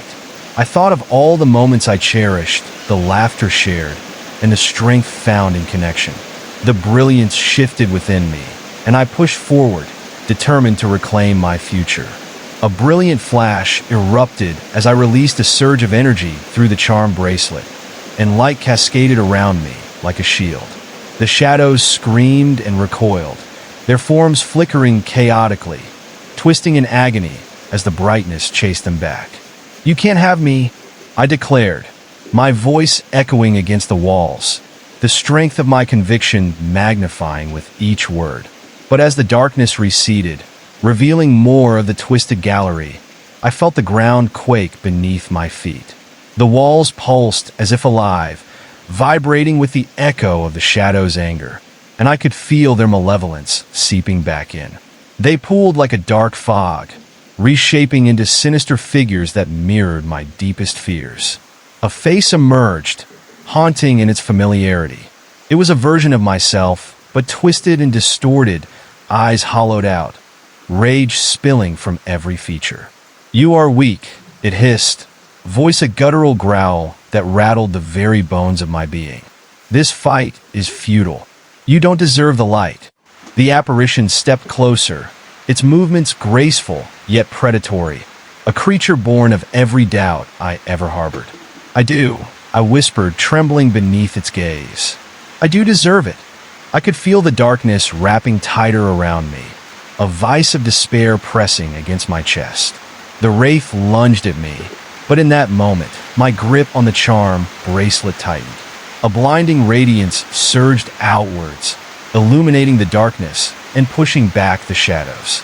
The darkness wailed in anguish, its features distorting, echoing the pain of all those moments I wished away.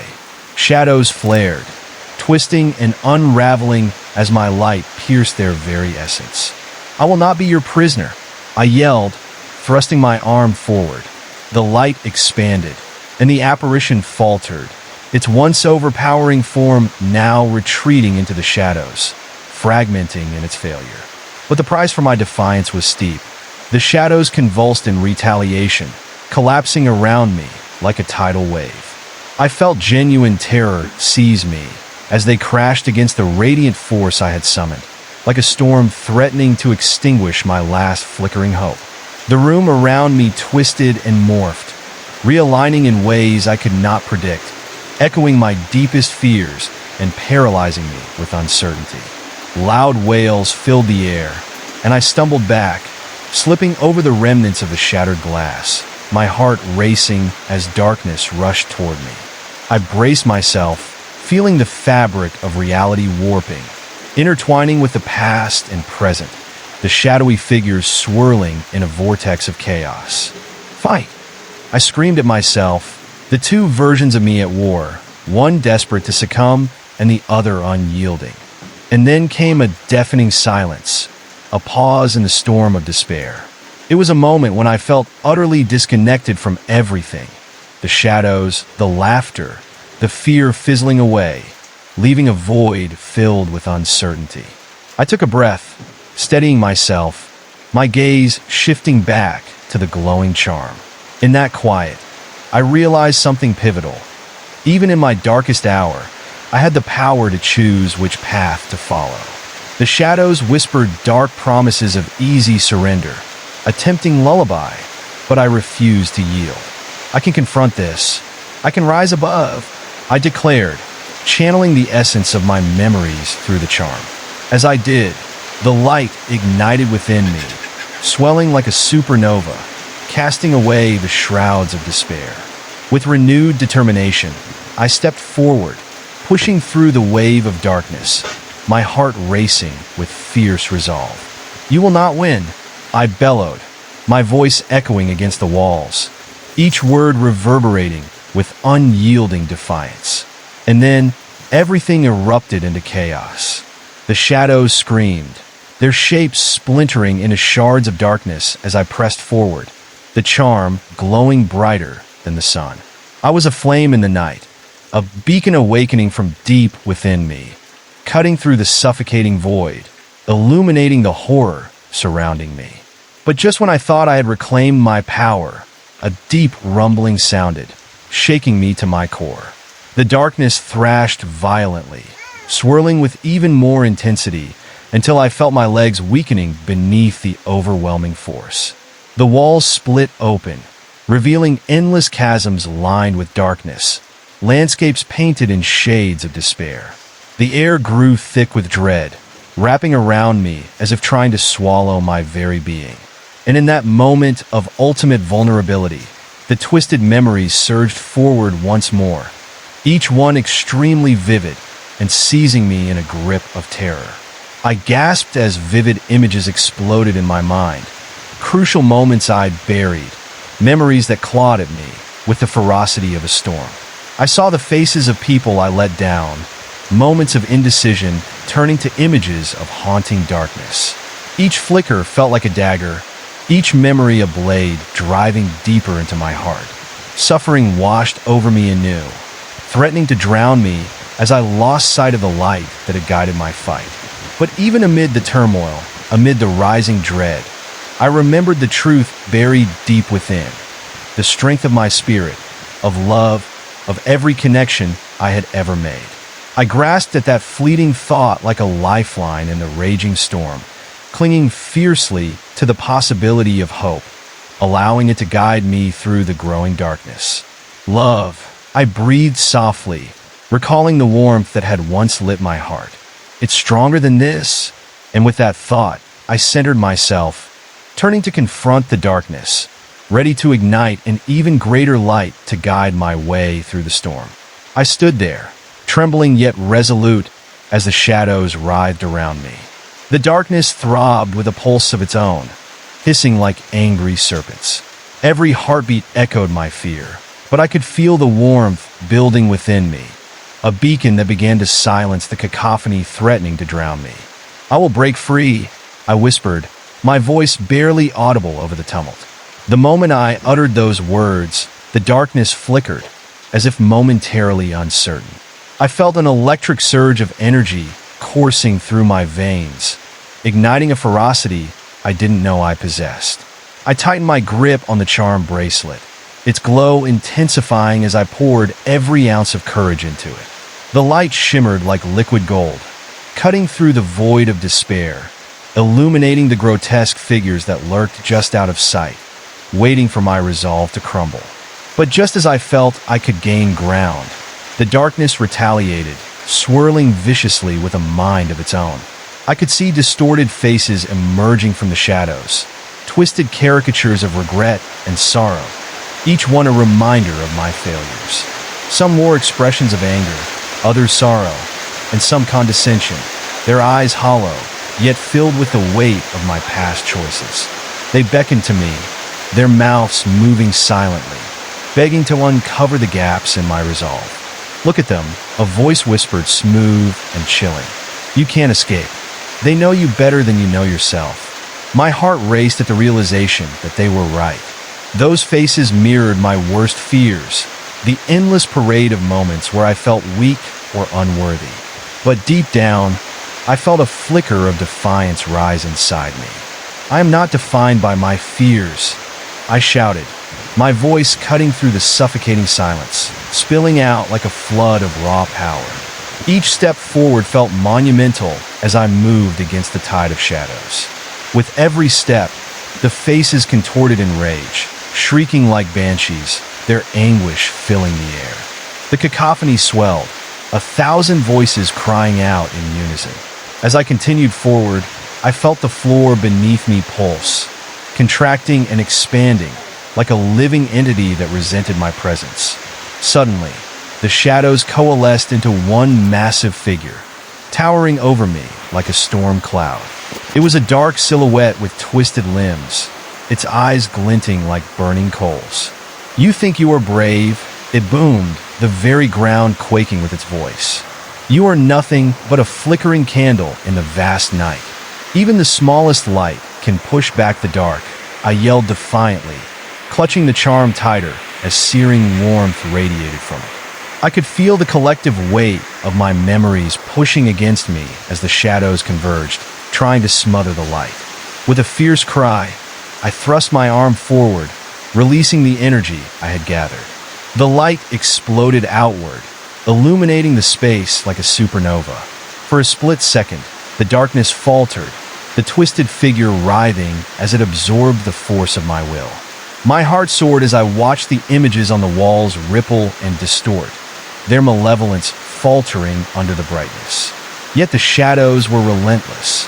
They shrieked in an alien language, filling the air with icy terror as they regrouped, their forms stretching and twisting in ways that defied logic. I felt the air thicken, like being submerged in a pool of heavy liquid, pulling me down to where the light could not reach. The pain of those memories clawed at my mind, diving deeper, each memory a knife slicing through my concentration. I stumbled back, struggling to focus, a torrent of thoughts whirling around me. The figures pressed closer, their faces merging into a monstrous visage, a tapestry of every pain I had endured.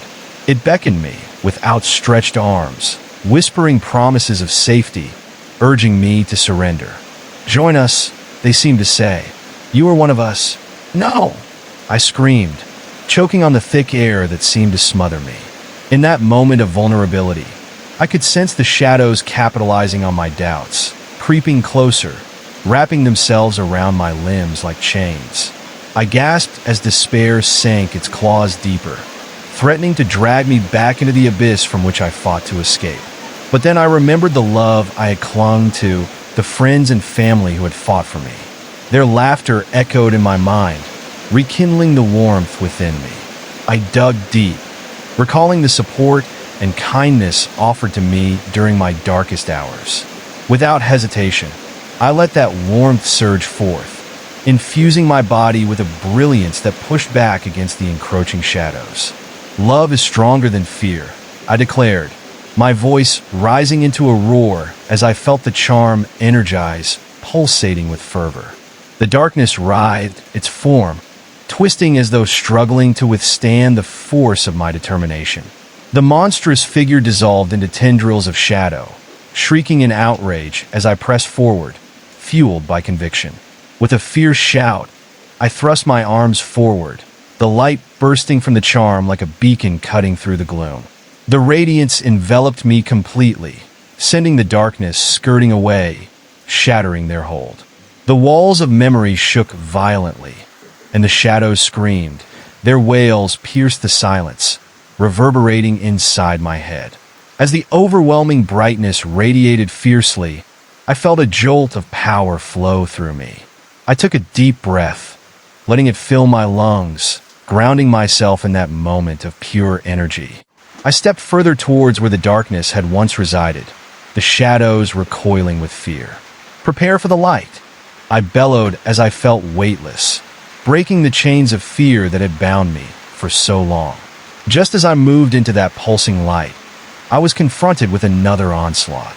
It came crashing back in relentless waves, a past I thought long suffocated resurfacing like a tide, pulling me back. Images raced by me again, stark and vivid. Arguments screaming into the night, moments of despair drowning in sorrow, reminders of my mistakes that threatened to obliterate me. They wrapped around me tightly, holding me in their grasp, their icy fingers digging into my skin. I could feel their breath on my neck, the weight of each memory pressing in like a vice, trying to claim me again. "No more!" I shouted, frustration rising within me like violent waves. "You do not own me. I am free. I will not be held captive by your lies." I felt the strength of my voice vibrate through the air, a pulsing mantra that shattered the encroaching darkness. With each proclamation, I could feel the shadows contorting in agony, their monstrous forms drooping, breaking apart like ancient mirrors cracking under pressure. The warmth surged and expanded within me, reaching all the way to the furthest corners of the void, dispelling the cold clutches of despair that had once enveloped me. "Begone!" I roared again, channeling every ounce of courage into those words, feeding them to the light. I watched in awe as the light brightened, each pulse resonating with hope, love, and determination sweeping through the chamber, scattering shadows like fallen leaves in the wind. Then, for just a moment, everything froze, the air as thick as honey, the shadows hesitating as if they had found the heart of their fears. In that brief pause, I felt something awaken within me, a fierce resolve igniting from deep within my core. I realized now that every step I had taken led to this moment of fierce clarity, and I wouldn't let it go to waste. "No more running, no more hiding," I proclaimed, feeling the ground shift underfoot as I battled against the urge to retreat. "I will face you. I will confront my past." With that declaration, I felt the energy swell within, an unstoppable force gathering momentum, ready to break through whatever barrier lay between me and my true self. As I stepped forward, I looked into the swirling darkness and saw the fractured faces staring back at me.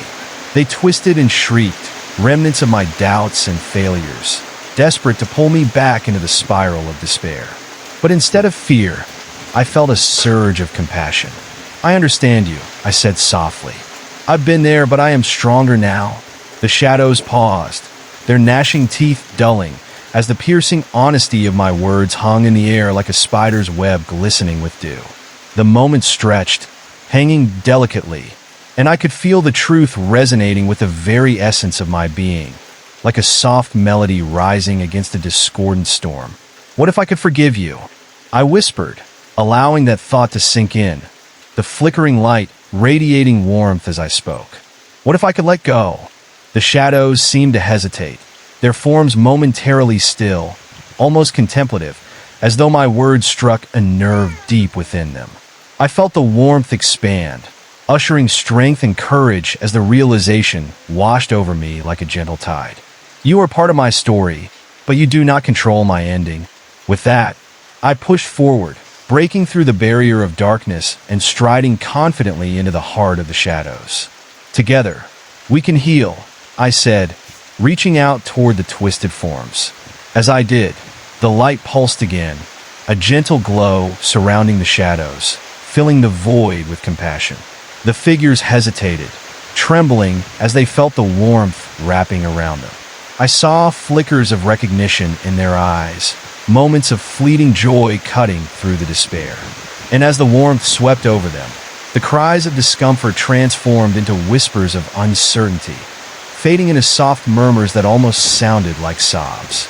The shadows began to shift, their forms unraveling, slowly turning into wisps of smoke as they danced around me, teasing the edges of my consciousness. I could feel their pain, but now saw it for what it truly was, a reflection of my own struggles. Gently, I continued to shine my light, urging compassion for the darker parts of me that I had once feared. Gradually, the cavern began to brighten, and the walls shimmered, revealing a path forward, a way out from the suffocating darkness that sought to consume me. I felt my heart swell, an explosion of warmth driving back the night that had clung to me for so long. "Let's find our way together," I said softly to the shadows, watching as their forms began to dissipate, swirling gently like leaves caught in a summer breeze, their cries becoming whispers of something almost intimate. I felt healed and cleansed as each fragment of doubt floated away, carried off by the current of light. Finally, the last of the darkness spiraled into the air, dissipating the shadows and leaving behind a serene silence. I was left standing in a space filled with warmth and light, the air vibrant and filled with possibility. Glistening motes floated around me, each tiny speck a reminder of the love and connection that still thrived, standing strong against the encroaching darkness of despair. Breathless, I stood tall, gazing into the now brightened hall. The weight that had once pressed against my chest had lifted, replaced with a lightness of spirit I never thought possible. I felt renewed, ready to embrace whatever lay ahead, a place overflowing with hope and the promise of new beginnings. Standing in that radiant space, I felt a rush of exhilaration, but the moment was fleeting. Dark tendrils at the edge of my vision quivered, as if alive, refusing to be extinguished completely. Although the oppressive weight had lifted, I still sensed an unsettling presence lurking in the corners of my mind, a shadowy reminder that not all was right. The air grew thick, and a chill slithered down my spine, making the light flicker momentarily as if echoing my unease. Then, I noticed the walls begin to twist, the brightness gradually dimming as tendrils of darkness crept back in. I could almost hear the whispers rising again, like the soft rustling of leaves, tainted by an unseen malignancy. My heart kicked into a frantic rhythm as I felt the chill penetrate my being. Not again, I gasped, horrified by the thought of surrendering to that dark grip once more. A low growl reverberated through the air, crawling along my skin. I turned, my pulse quickening, and faced a new form emerging from the inky darkness. This creature was different.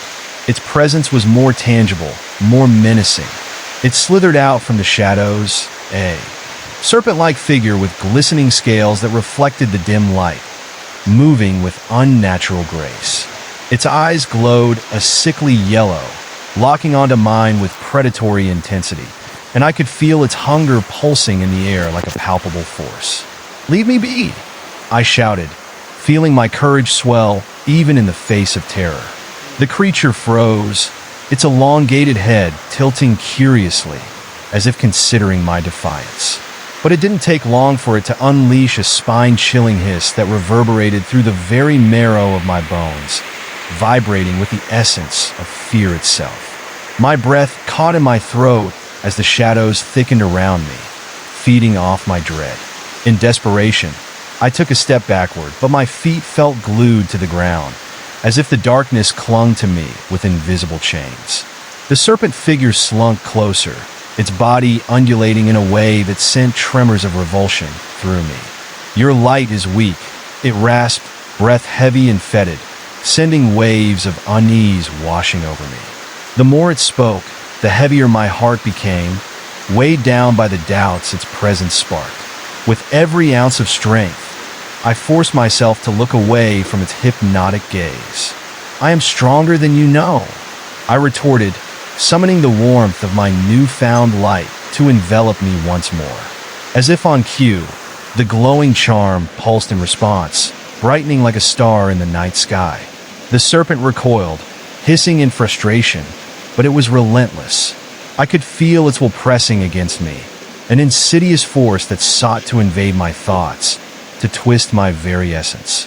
"You're just a collection of memories," it sneered as the shadows writhed excitedly. "You can't escape what you are." I felt shivers crawling along my skin, each word digging deeper into my fears, threatening to unravel the fragile threads of hope I had been clinging to. "No, I will not be defined by you." My voice came out strong, surprising even myself, echoing with a resilience I didn't fully grasp I had. The air crackled, the warmth intensifying as I thrust my hand forward again, a shockwave of light radiating from the charm like a supernova. I felt the pulse of energy within me rebound, grappling against the serpent's dark energy, creating a battle of wills more tangible than I had ever experienced before. The creature wailed as the light engulfed its form, revealing the grotesque layers of fear intertwined with my own insecurities. I saw flashes of my past flicker in the glow, reflections of anguish that had long haunted me. But instead of weakening, I found strength in those memories. Each gut-wrenching sight fueled my resolve to overcome the darkness. But the serpent rallied, undeterred. It unfurled itself, towering high above me, its shape more menacing than ever. "You think your light can cleanse me?" it roared, the walls vibrating with the power of its voice. I am the darkness of your soul, the weight of every regret, every tear you've ever shed. I will consume you. The shadows behind it roiled, echoing its jeer, their malicious laughter filling the air like gravel scraping against stone. With my heart pounding like a war drum, I took a deep breath, grounding myself even amid the chaos. I was not alone. The warmth of love and connection surged anew. This ends now. It was a declaration born from the depths of my being. Each word sent echoes of energy through the space, igniting the light further until it became blinding, a beacon inciting terror in the creature's eyes. As I pressed forward, the serpent lunged, its mouth gaping wide to reveal rows of teeth glistening in the dim light, poised to strike. My instincts kicked in, and I stepped aside, narrowly evading its razor-like jaw. The creature smashed into the wall behind me, and I seized the moment to gather my strength, channeling it into an explosion of light that illuminated the entire chamber like a lightning bolt splitting the sky. The impact sent a shockwave through the shadows, causing many of them to writhe and retreat, but I knew this wasn't over. I felt the darkness regrouping, attempting to gather its strength like a storm brewing, preparing for another assault. The serpent, now seething with rage, coiled back, its eyes filled with fury, a twisted mask of anger and determination. "You cannot vanquish me. I will always return," it hissed, building a momentum that sent chills coursing through me. Panting, I readied myself for the next phase of this relentless battle. "I will not fight alone," I shouted, plunging my thoughts into the bond one felt with every light-filled memory, every moment of kindness that had ever touched my heart. I felt the presence of those I loved surrounding me, their strength merging with my own as my voice rose above the din of shadows. The serpent hesitated, confusion flickering across its twisted features as it felt the light on the verge of overwhelming it. I pressed forward, every ounce of determination shining through. "You are but an echo of my past. Love and hope will always prevail." A pulse of light surged from the charm, expanding beneath my fingertips until it exploded outwards in a radiant wave, engulfing everything in its path. The darkness screamed, an unholy sound that reverberated through the air, rattling my bones, but I pushed on.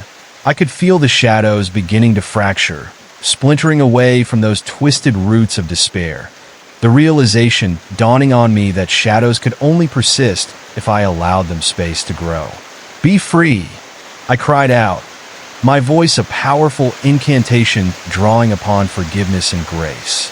I could see the serpent struggle, its twisted body shaking violently as the light clashed with the shadows, illuminating the hidden corners of despair, exposing the memories I had long left buried. I felt a release within myself, an unlocking of all the burdens that had chained me for so long. The brightness shattered the creature's form piece by piece until it vanished into a swirl of darkness, a wisp of fog that evaporated into the ether. Silence enveloped me, a blanket of calm falling over the chamber, eerie in its suddenness. I paused, heart racing, feeling the energy dissipate into the air around me like mist in the morning sun, both exhilarating and terrifying.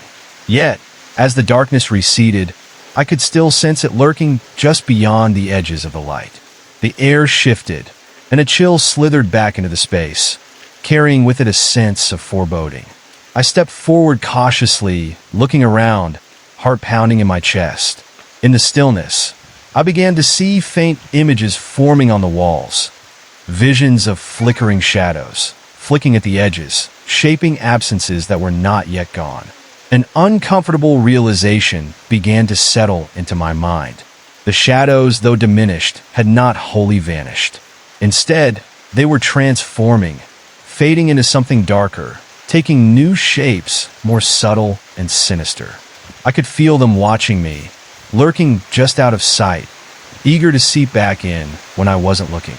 "I am ready for you," I whispered, the words escaping my lips like a promise. As I fortified my spirit, I glimpsed deeper patterns forming within the darkness, an unsettling weaving of doubt and regret lurking just beneath the surface. Tension filled the air, palpable as I strained to see what came next, knowing the fight was far from over. With shaky breaths, I stepped cautiously into this renewed darkness, my pulse quickening as I prepared myself for whatever awaited. The atmosphere grew thick, wrapping around me like a suffocating shroud. And then, without warning, the shadows surged, rushing toward me with a furious intensity, reshaping into ghostly forms that whispered and taunted, each one echoing the doubts I dared not acknowledge. "Why do you fight?" they hissed in a chorus, voices overlapping like a fragmented melody that crept into my heart, sowing seeds of confusion. "You can't undo what you've done. You can't escape your fate." I felt the breath leave my lungs, a heaviness settling in, their voices hoarse and drawn, like specters tracing the lines of my very soul. I stumbled back, realizing I was now encircled, vulnerable, in a storm of shadows that bore down on me, clawing at the edges of my determination. Their icy fingers grazed my skin, leaving trails of dread in their wake, each whisper gnawing at my spirit, begging me to surrender to despair. But even amid the swirling tides of darkness, I felt a flicker of rebellion rise within me. "You do not command me," I shouted, voice laced with defiance, pushing against the overwhelming tide. I summoned all the love and hope I could muster, digging deep within myself for the strength to resist. Every single day, I choose to fight. As those words left my lips, the vortex of shadows hesitated, just for an instant, but that glimmer became an opening, a crack through which I could channel all the radiance I had forged. "You are not the end of my story. You are merely a chapter that I am rewriting." I could feel the light surging through me, illuminating the dark corners of my mind, driving back the shadows that had sought to claim me yet again. At that moment, the spectral forms recoiled, their faces twisted in agony. They thrashed in the darkness, attempting to regroup, but I pressed forward, gathering every ounce of strength and defiance within me. "I will not allow you back into my life," I declared, feeling the warmth flood from my charm like a blazing sun, chasing away the lingering shadows that threatened to overwhelm. Each pulse of light shattered their forms into wisps of smoke, revealing the cracks in the facade of their grip. The voices grew faint, fading into echoes that were momentarily lost. I could feel myself leap forward, no longer shackled by fear, no longer retreating. "I embrace my light," I shouted, the words vibrating through the chamber, resonating with renewed power. As I continued to push forward, the very ground beneath me seemed to shift, responding to that raw energy flooding the air. The shadows shrieked, their twisted faces now nothing more than fleeting memories, desperate and fading. Then, just as it seemed they might retreat completely, I found myself standing on the precipice of something truly vast. It felt like staring down into a bottomless pit, an abyss where no light existed, merely darkness that beckoned with a siren's call, promising solace in its suffocating embrace. I took a deep breath, the gravity of that emptiness pulling at me, nearly knocking me off my feet. Suddenly, waves of light crashed through the darkness like an unstoppable force, illuminating the chasm before me. It allowed me to see forms swirling in the void, shadows that writhed and twisted, longing for a way in. Gathering my courage, I peered deeper, understanding that facing them would mean confronting my deepest fears, a challenge I could no longer ignore. "Maybe it is time to confront this darkness, not just fight it," I murmured, feeling a profound sense of clarity. The thought echoed through my mind like a heartbeat, each pulse fueling the light within me. Perhaps the real strength came not from simply pushing away the shadows, but from embracing them, recognizing the pain that had shaped me. With purposeful steps, I edged closer to the precipice, braced for what lay ahead, ready to confront my past once and for all. As I peered into the abyss, a deep chill settled in my bones, pulling me closer to that yawning chasm. Shapes shifted within its depths, outlines flickering like candle flames about to extinguish. I could feel an urge to turn away, to run back to the safety of the familiar light I had conjured. But deep down, I knew escaping was not an option. The darkness seemed alive, pulsing with a rhythm that resonated with the quickening beat of my heart. I approached cautiously, every step echoing in the silence. The air grew thicker, mingling with a scent that was oddly sweet yet rancid, as if decay lingered just out of sight. I could feel something shifting, a sense of dread coiling around me like a serpent, squeezing tighter. Suddenly, a whisper drifted up from the depths, wrapping around my mind like fog. "You cannot fight what you are," it sighed, a voice dripping with disdain and familiarity. It was a voice I recognized, my own insecurities rearing up, each syllable a cold reminder of every mistake I had made, every failure I had ever known. "Stop!" I shouted, grinding my teeth together. "You don't own me?" But its chilling laughter bounced around the cavern, filling the air with an icy terror that seeped into my skin. "You think running will save you? You can't escape your truth. I am your truth." The abyss seemed to ripple, shadows rising like a tide, eager to consume me whole. In a panic, I stepped back as dark tendrils surged forth, slithering toward me with a sinister intent. They reached hungrily, clawing at the warmth of my light, desperate to extinguish it. I felt my stomach twist with fear, and for a moment, I considered succumbing, giving in to the pull of familiarity that this darkness represented. But then the warmth inside me flared, a defiant reminder of everything I had fought for, everything I had come to realize. "No!" The word escaped my lips, a fierce declaration. I let the light explode from my core, engulfing me, illuminating the shadows. They screeched, hissing as the brilliance forced them back, writhing in agonizing terror. I could feel their rage swelling, pushing at the edges of my resolve like a storm battering a fragile shore. Closer to the edge of the chasm, I could see twisted faces surfacing in the darkness. Family members, friends, and acquaintances, all entwined in despair, shadows of their former selves trapped in the void. Their eyes glimmered with an unsettling mix of sorrow and longing, reaching out with ghostly hands, begging for release.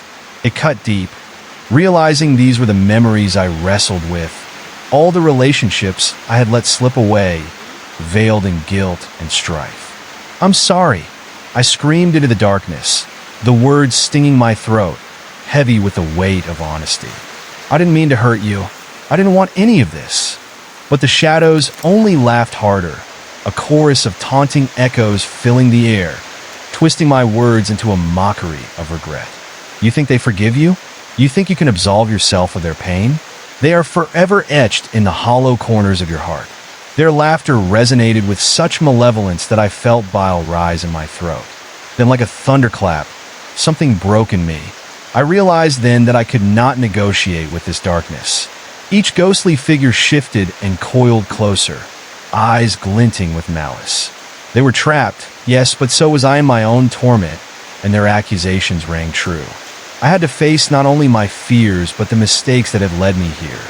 With each heartbeat, I willed my body to act. I stepped toward the abyss once more, ready to confront every lingering specter of shame that lay in wait. As I neared the edge, I could hear voices, clearer and sharper, each one distinct, weaving into a tangled symphony of regret. "You left me behind," one voice echoed, filled with pain. "You never cared," another whispered, sorrowful yet accusatory, drowning me in the weight of their despair. "I never wanted to leave," I cried out as the shadows thickened, ready to envelop my being. "You matter. You all matter so much." My words hung in the air, momentarily silencing the echoes. The figures paused, their forms flickering like dying stars, hinting at a flicker of recognition in their hollow eyes. With every ounce of courage I could muster, I transformed my fear into an incantation. "Forgiveness is my light. I will hold you within me, but I will not let you control me anymore." The air crackled with energy, and I reached out, ready to embrace the shadows instead of pushing them away. The tendrils of darkness recoiled, as if feeling the warmth of my truth, sensing the shift. "You will regret this," they hissed, their voices a cacophony of rage and despair. Each word felt like a lash against my skin, yet I pressed on, letting the light expand from my heart in defiance. I could feel the warmth around me pulsing with newfound intensity, swallowing the darkness like an insatiable tide. Slowly, tendrils began to dissolve, breaking apart like fragile glass, revealing the truth hidden within. The ghostly figures faltered, wavering as my light broke through. "I see you," I shouted, my voice full of conviction. "You are part of me, but you do not own me. I am here to heal."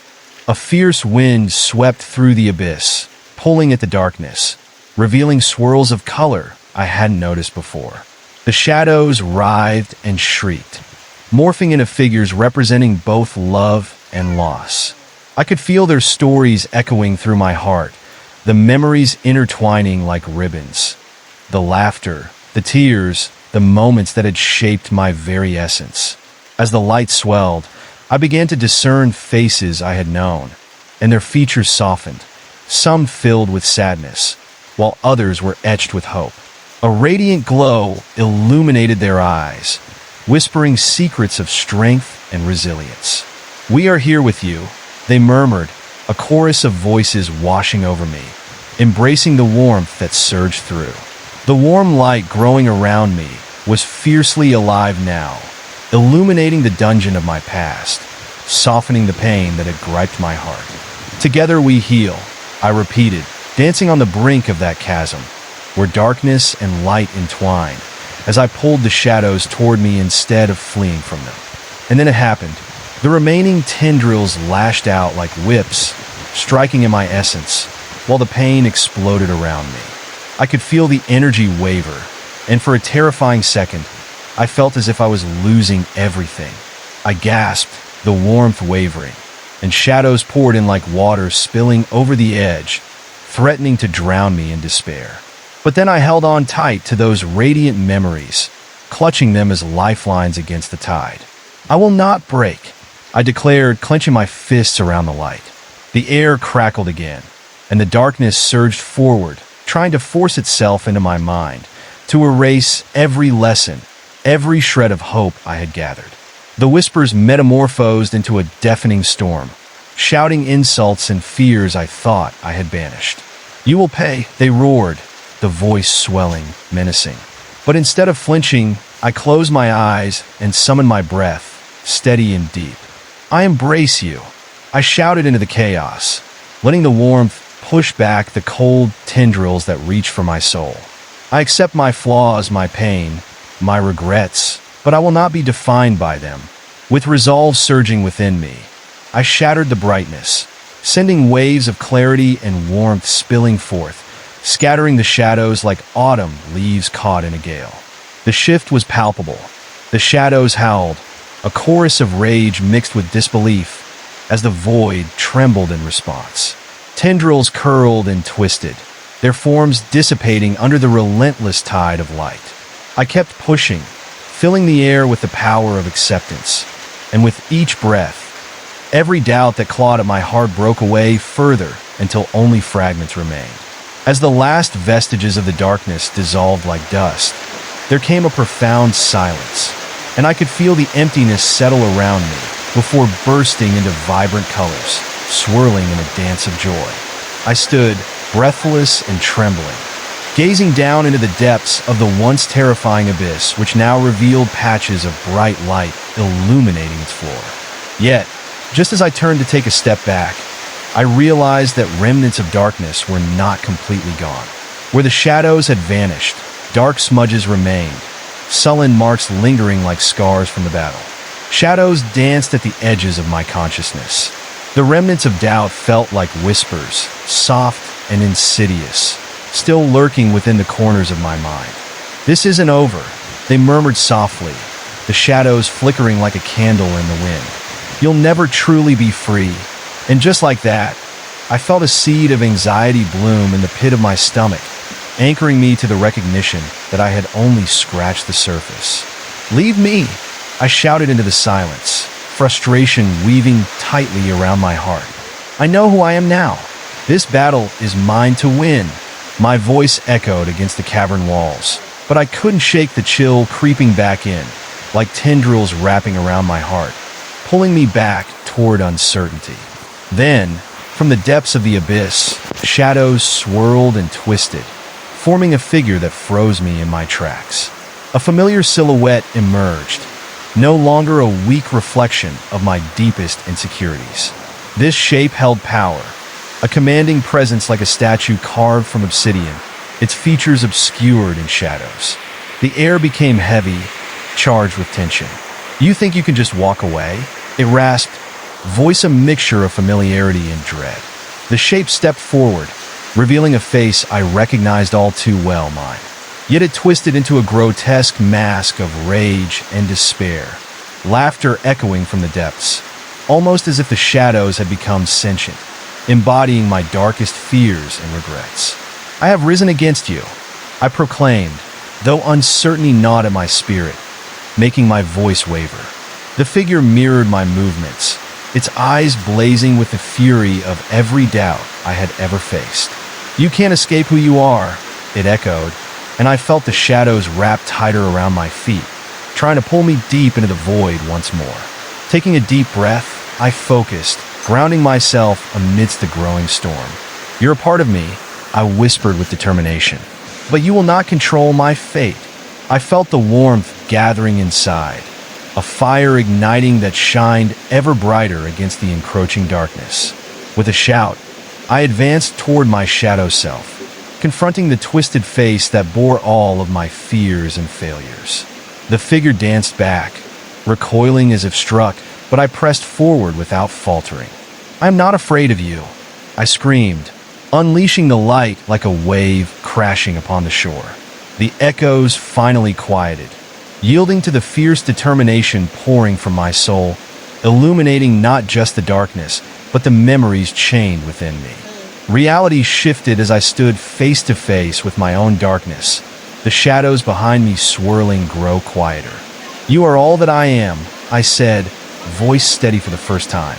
Every mistake, every regret, every moment of fear, you will not confine me. Sparks began to dance all around, igniting the very air between us, light flooding the spaces that doubt had once claimed. The figure roared in defiance, shadows flaring as it reshaped itself, but I felt an unyielding force within. Together, we rise, I declared, channeling every ounce of strength, my heart pounding with a renewed purpose. And as I stood there amidst the swirling chaos, the storm flickered, illuminating everything in a brilliant burst of light, shattering that reflection of terror. I saw every shadow jerk and dance, unraveling into a kaleidoscope of memories, intertwining in a beautiful pattern that spoke of resilience and truth. The darkness began to fade, light overwhelming the abyss, swirling around me like a comforting embrace. I felt the weight lifting from my shoulders, the chains of regret crumbling into dust. I stood, rooted in light, filled with clarity and hope, ready to embrace whatever came next. But just as the shadows dwindled to remnants, a chilling thought slithered through. What if they returned? I could feel a knot tightening in my chest, a stark warning that this journey would not end easily. I looked down at the remnants of darkness swirling at my feet, the lingering doubts, the quiet fears waiting for a moment to slip back in and reclaim me. The shadows hovered, flickering, their presence still felt, a disquieting reminder of the battles still ahead. With the last remnants of darkness swirling at my feet, I felt a chill crawl up my spine.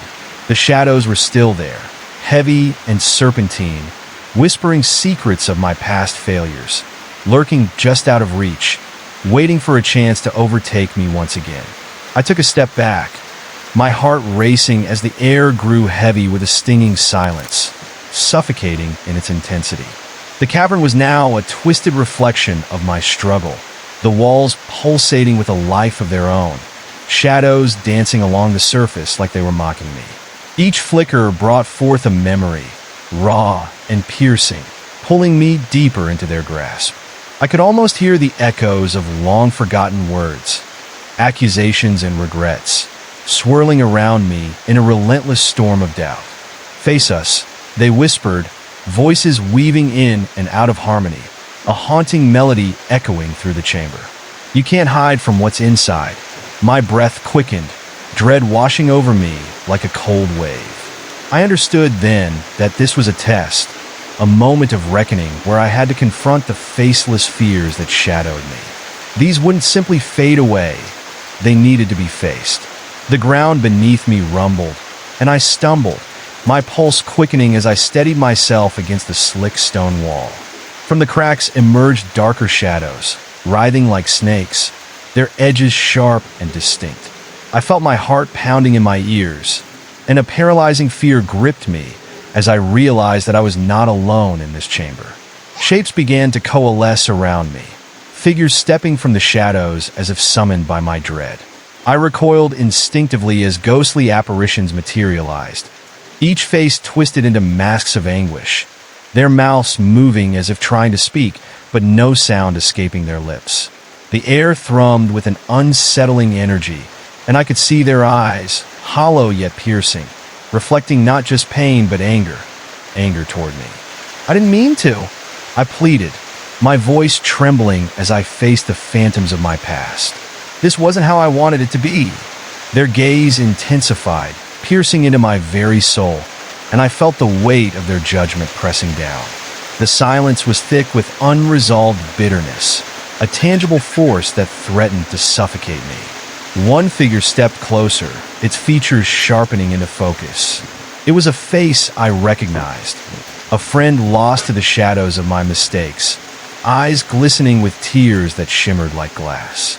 I opened my mouth to speak, but the words faded, choked by the horror of confronting what I had lost. "You left me," the apparition accused, voice a whisper dripping with betrayal. "No, I stammered, but its presence loomed larger, casting a heavy shadow over my heart, piercing me with every accusation I had buried deep down. The room began to shift, tilting slightly, warping the twisted memories into grotesque shapes, distorting the truths I had long avoided. I could feel my legs trembling under the weight of their grief, regret, and pain. From the darkness, another figure emerged, skin pale and gaunt, dressed in rags that seemed to cling to the very essence of despair. "You think you can just ignore the past," it hissed. "You think you can walk away without paying the price?" The very air around me turned frigid, as if the temperature had dropped in an instant, bringing forth a biting chill that gnawed at my skin. "Please, I'm trying," I cried, heart racing wildly as I begged for understanding, realizing that I had to face this tumult, this storm of fury that surrounded me. But as those ghostly forms advanced, I felt my resolve crumbling, like sand slipping through my fingers. One apparition reached out, fingers gnarled and unfurling as if to grasp me. But as they neared, tendrils of darkness swept in to bind my ankles, pulling me down. I stumbled to the ground, feeling the shadows snaking up my legs, wrapping tighter. Panic overtook me, and I fought against the hold, but the more I struggled, the tighter they gripped, their laughter echoing around me, a malevolent symphony that seeped into my bones. Just as I felt the choking grasp of despair closing in, a sliver of light flickered at the edges of my consciousness. "Don't give in," it urged, a distant yet familiar voice that ignited a fire within my chest. I clung to that spark, summoning every ounce of courage I had left. "You do not own me," I screamed, and with a sudden surge, I pushed myself up, breaking free from the bindings that threatened to swallow me whole. The figures hesitated, their fury morphing into confusion, their forms shuddering as the shadows recoiled from my light. I could feel the warmth from within expanding, driving back the tendrils, illuminating the cavern with a soft glow. "You will not control me," I shouted again, feeling both the weight of the past and the hope for the future surge through me. The shadows shrieked, twisting and pulling back as I surged forward, a defiant wave of light pushing against their advanced forms. In that moment, the faces etched with pain began to flicker, their anguished expressions softening under the glow of my resolve. It wasn't about escaping them, but understanding them. I needed to accept what they represented instead of fearing it. "Come forth," I called, feeling a newfound strength in my voice, aiming it at the phantoms that once terrified me. "You cannot bring me down. You are a part of my journey." As I spoke those words, the shadows seemed to flutter and fade, swirling like ashes caught in a breeze, the faces now lingering with a softness I had never seen. I could feel the negative energy rolling back, and with every heartbeat, I called upon the light, flooding the space with warmth that reached deep into the cavern and ignited hope where darkness had once reigned. Striding into the heart of that chaos, I felt empowered, centered in the clarity of understanding that in the shadows, there existed lessons waiting to be learned, not to swallow me whole, but to guide me, to teach me resilience. Each figure that faded brought with it the echoes of life once lived, moments shared, but no longer defining my existence in despair. Then, just as things began to settle, a ripple passed through the stillness, a deeper shadow seeping into the corners, whispering an insidious warning. This is not over. It hissed, a cold breeze wrapping around me, as if the shadows themselves were rallying, sharpening into a pointed awareness. I turned, eyes wide, scanning for the source of the chill, dread slithering back into my chest like a snake anticipating its prey. Behind me, the shadows thickened once more, swirling into a colossal form that rose high and menacing, towering over me with a darkness so profound that it seemed to devour all light. The ghostly faces were erased, merged into a single, monstrous visage that radiated malice and despair. It spoke, its voice a distorted symphony of the very doubts I had tried to escape. "You think you can defeat me? I am the fear you have nurtured, the regret you conceal. You are nothing without me." My heart raced as I stared down this embodiment of my deepest fears, the weight of its presence nearly knocking the breath from my lungs. But I knew better now. I had fought so hard to find light amidst the shadows, to kindle that hope inside me. "You are wrong," I yelled, defiance igniting in my heart as I stood my ground. "I am not defined by you." In that moment of clarity, the ground beneath me trembled, vibrating with the intensity of my assertion. The air crackled like dry leaves in the autumn wind, charged with energy as I focused on the light I had generated, willing it to shine brighter. I gathered all that I had learned, weaving together every pearl of wisdom from my past, a tapestry of resilience and strength that wrapped around my heart. I embraced my truth, I shouted as the darkness loomed, and with a fierce push, I released that energy in a brilliant explosion of light, spilling into the shadows like liquid fire slicing through the abyss. The figure writhed, losing its solid form, unsure of how to respond to this resurgence of defiance, the very essence of my spirit breaking through the layers of doubt and fear. The light surged forward, bright and consuming, drowning the monstrous figure in a blistering glow. It screeched, echoing in pain, a sound that shook the very ground beneath me while the abyss began to crack, fissures forming and spiraling outward like a spiderweb. Beneath, I could see tendrils of darkness pulled violently away, disintegrating into nothingness as the warmth surged, overcoming the storm just as I had always dreamed it would. The shadows collapsed around me, fading into wisps as the colossal figure dissipated, leaving only the chaotic whispers of fear lingering in the air.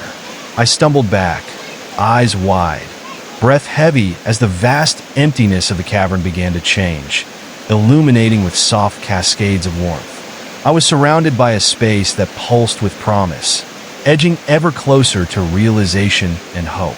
Yet amid that hope, I felt the darker energy subtly nag at the edges, a reminder that even in light, shadows would persist. With every moment of clarity, there lay behind me the remnants of what I could not control. I understood then that this wasn't the end. This was merely the beginning of a new journey, one where I would have to learn to dance along the blurred lines of light and darkness. And as I stood there in the aftermath of this battle, I realized that fear, while a potent force, could be wielded differently.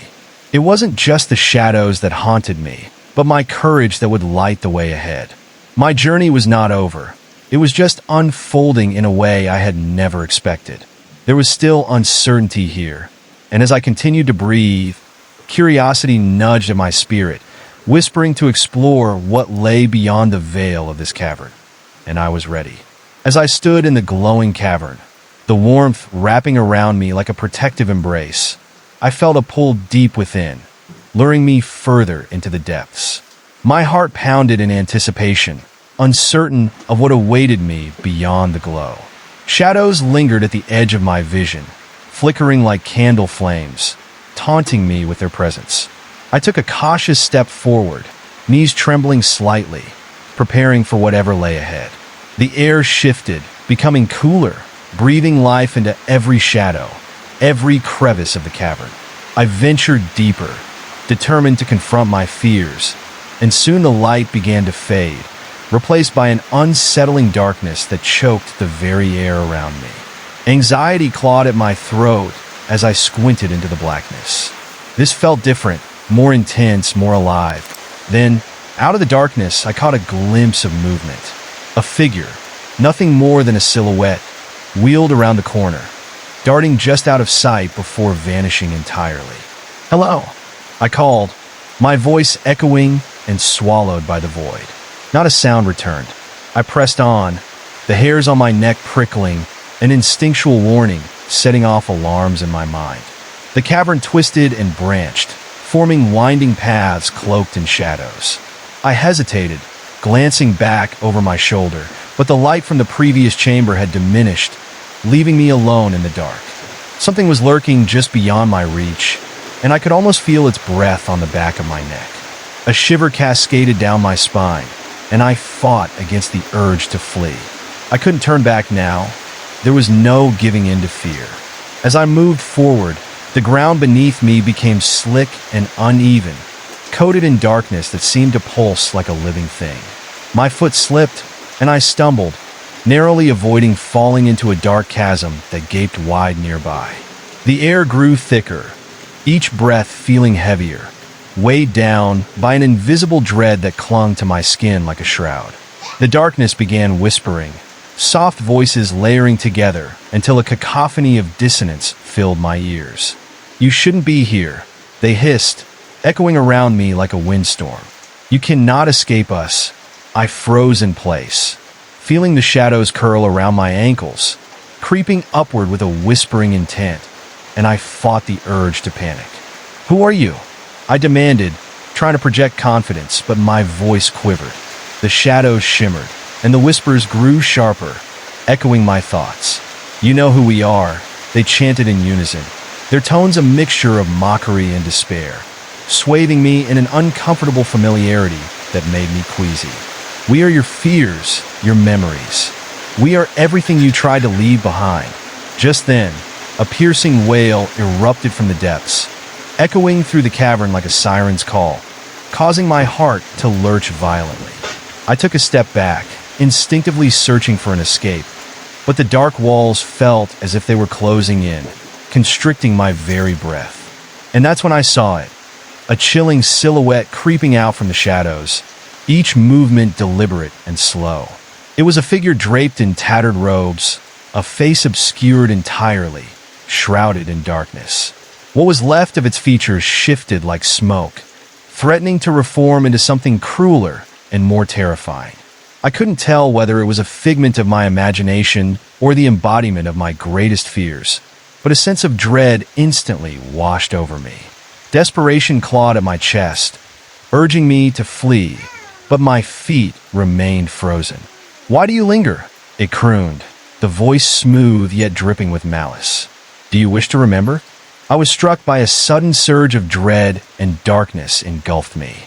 The walls started to pulse with sinister energy, drawing me deeper, and I could feel my heartbeat in my throat. "You're not ready for the truth," I hissed back, trying to assert my will, but it only seemed to amuse the figure. With a wave of its hand, the shadows danced around me, forming images right before my eyes. My failures, my regrets, moments when I'd fallen short. Faces of people I loved, their expressions twisted in disappointment, appeared and vanished in an instant, one after another.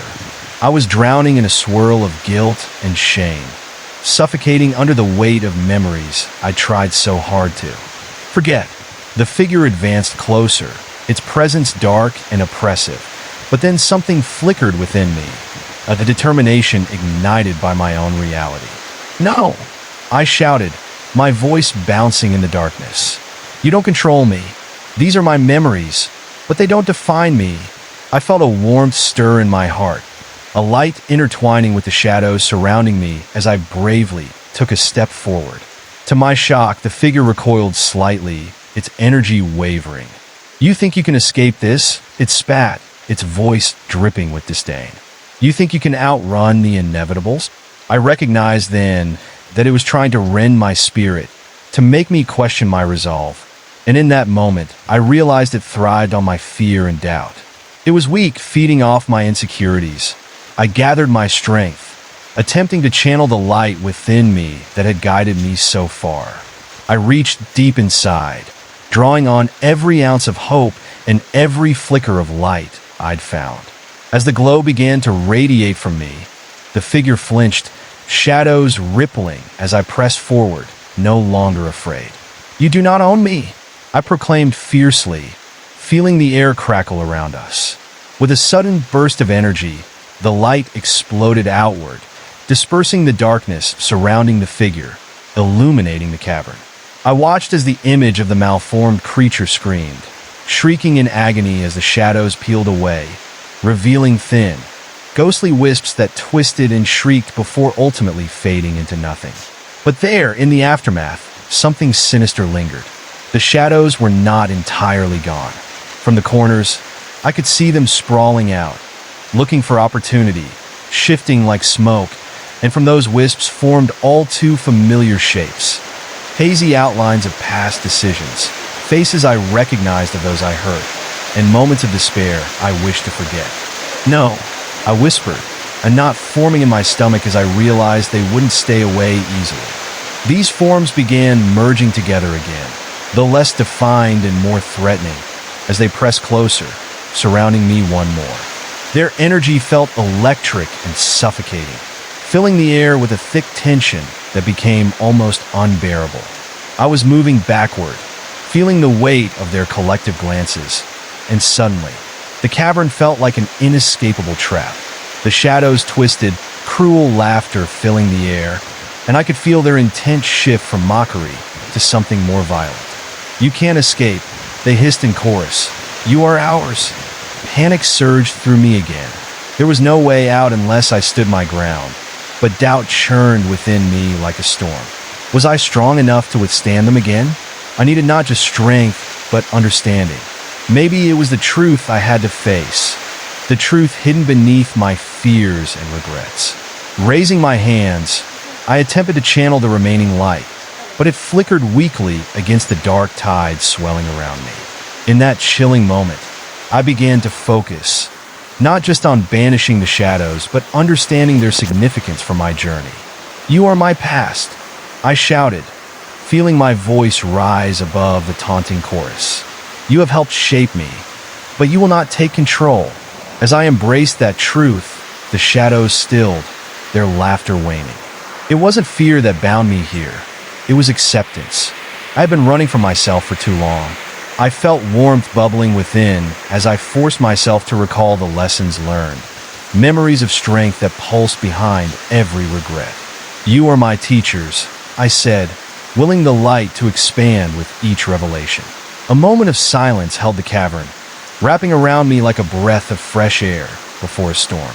The swirling forms hesitated, reflecting my own confusion back at me, and I pressed forward into that silence.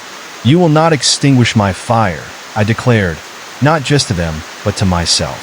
And with each affirmation, the light grew stronger, illuminating paths I had once left darkened in shame. The shadows recoiled, and I felt a surge of energy pulsate through me, vibrant and alive. They were beginning to fade, reforming into silhouettes infused with color. Echoes of my past no longer wielding the same power. "You have taught me to be strong," I continued, my voice resonating with strength. "And I will carry you with me." The pressure surrounding me began to lift, and as the last of the shadows slipped away into the cracks, I was left in a cavern filled with light, glistening facets of my journey embracing me. But I knew that their absence was temporary. The remnants still lingered, and the struggle against doubt and despair remained. Somewhere in the distance, I could hear faint sobbing, pulling me back into the darker corners of my mind. It felt familiar, a haunting sound that gripped my heart with an ice-cold terror. What was that? I thought, straining to see beyond the light. Anxiety coiled in my chest, and I hesitated. The air around me chilled, whispering reminders of what I had fought against. Cautiously, I approached the source of the sound, the cavern stretching endlessly around me, shadows rising as if to warn me away. I walked forward, my heart pounding as the sobbing intensified, echoing off the walls like a lost soul pleading for help. This couldn't be real. Could it be another trick of the darkness? "Hello," I called tentatively, the words slicing through the heavy silence. The sobbing abruptly ceased, replaced by a lone figure emerging from the shadows. Tiny and frail, a child trembling beneath the cold luminescence. Warmth flooded my chest, but it swiftly morphed into a surge of panic. What was a child doing here? "Help me," the small voice pleaded, a shaking tone that flicked like a candle flame lost in a storm. In the dim light, I could barely make out the child's features, but the face I glimpsed held an ancient sorrow, hollowed and fragile, as if it bore the weight of countless burdens. My heart twisted in understanding, a reflection of innocence lost, a reminder of my own childhood shadows.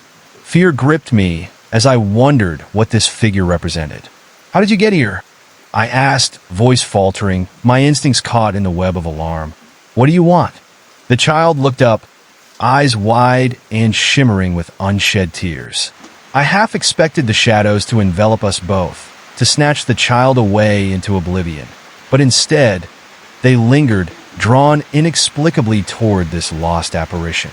"Will you save me?" The child's voice was tremulous, desperate. "I'm trapped by them, by the shadows." As if to affirm its words, the shadows began to stir, flickering closer, seeking to consume the innocence before me. They surged like a tide, distorting the cavern walls, swallowing the light, threatening to engulf us both. "No!" I shouted, feeling a surge of protective instinct bubble within me. "You will not take this child." I stepped forward, standing between the approaching darkness and the fragile figure. A heat rose inside my chest as I held my hands up, summoning the light once more. But this time it felt different, it felt shared. The child looked up at me, eyes brightening as if sensing my resolve. "You can save us both," it whispered, voice wavering but hopeful, fragile trust clinging to those words. I focused on that, letting the warmth fill me, expanding into a barrier that radiated against the shadows. I could feel their energy pushing against me, but I would not be swayed. Together, I urged, reaching out toward the child, connecting with that lost essence. "We will face the darkness." The figure nodded, and in that moment, we united, lumped together in our strength against the tide of shadows. Advancing toward us, the darkness recoiled again, as if caught in the grip of something greater. And as I thrust my hands forward, the light erupted with a dazzling brilliance, causing the shapes to scatter like fireflies. The child beside me beamed, an innocent radiance that staved off the crushing despair that threatened to take hold. "It's working!" I exclaimed, seeing the shadows twist and surge, struggling against the force between us.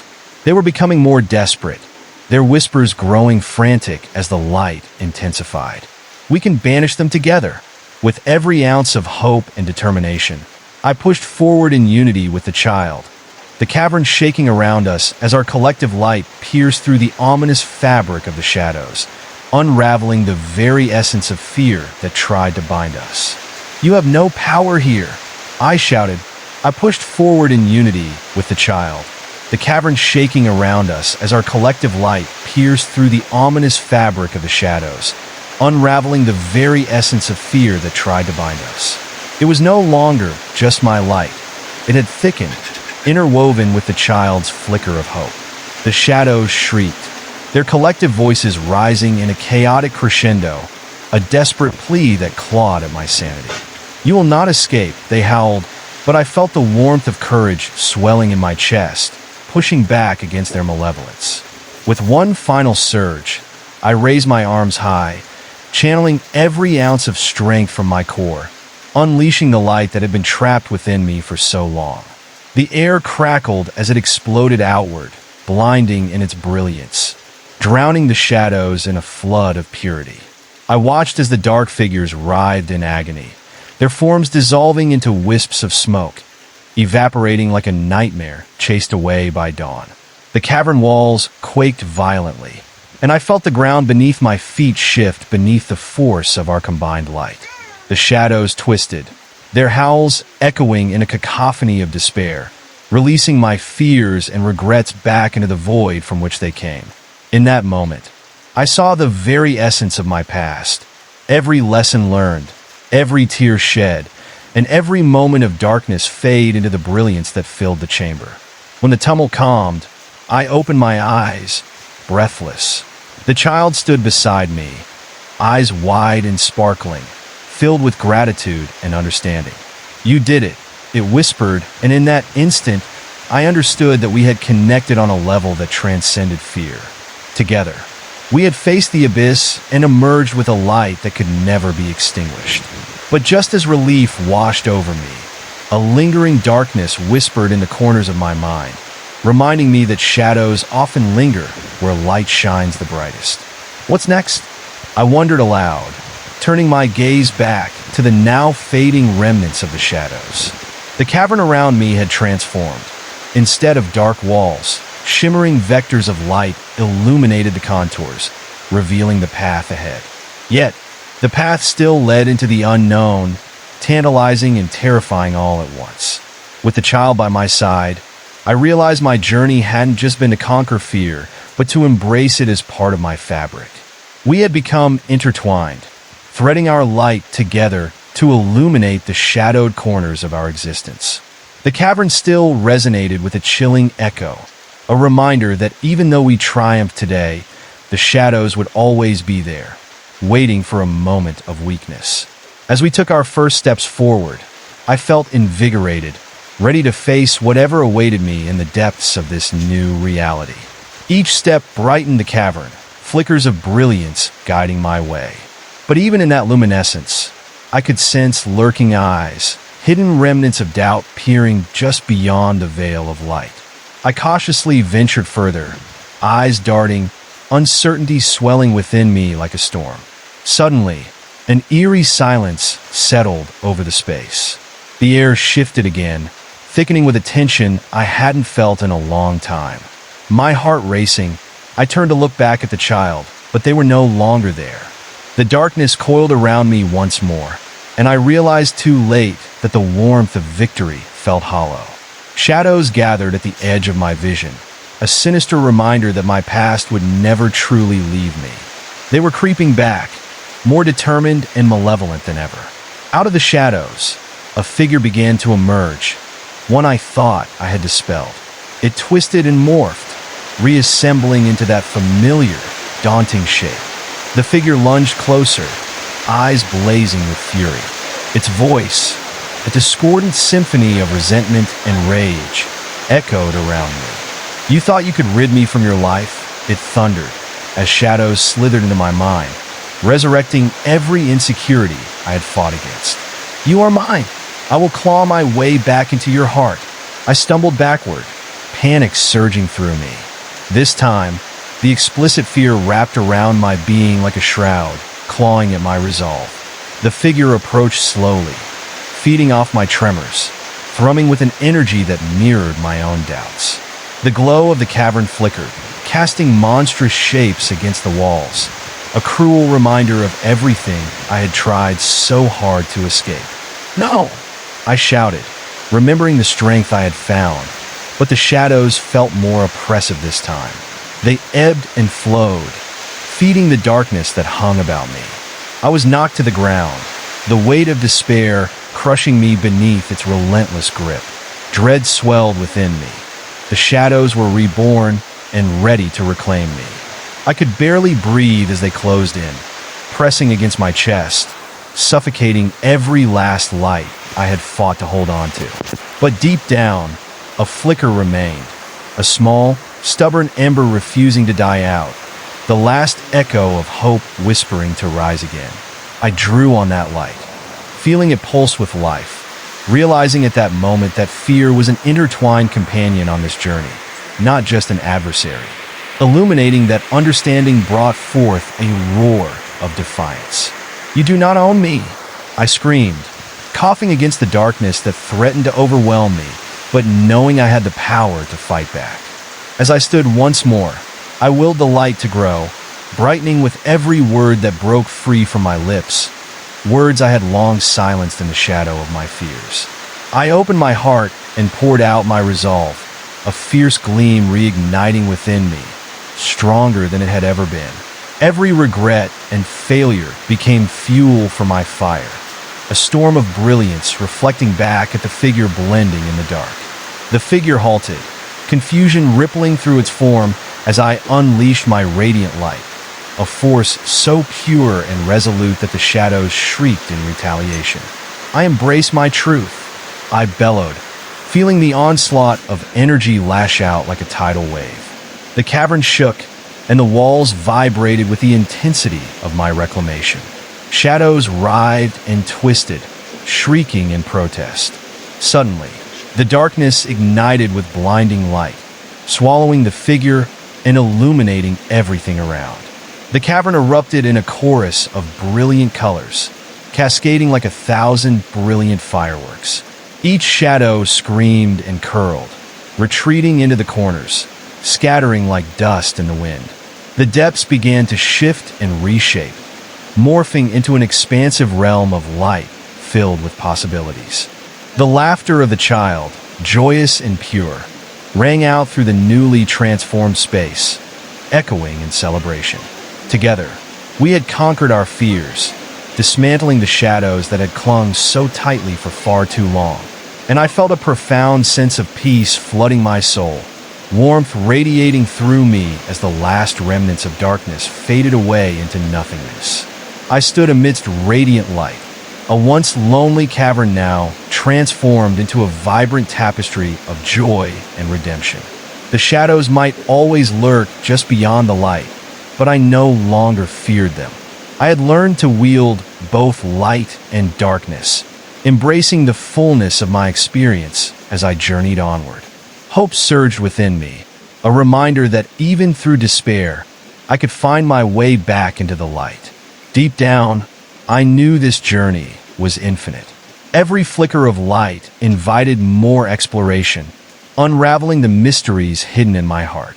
With a renewed spirit, I took a step forward, ready to embrace whatever adventure awaited beyond this beautiful darkness, no longer shrouded in fear.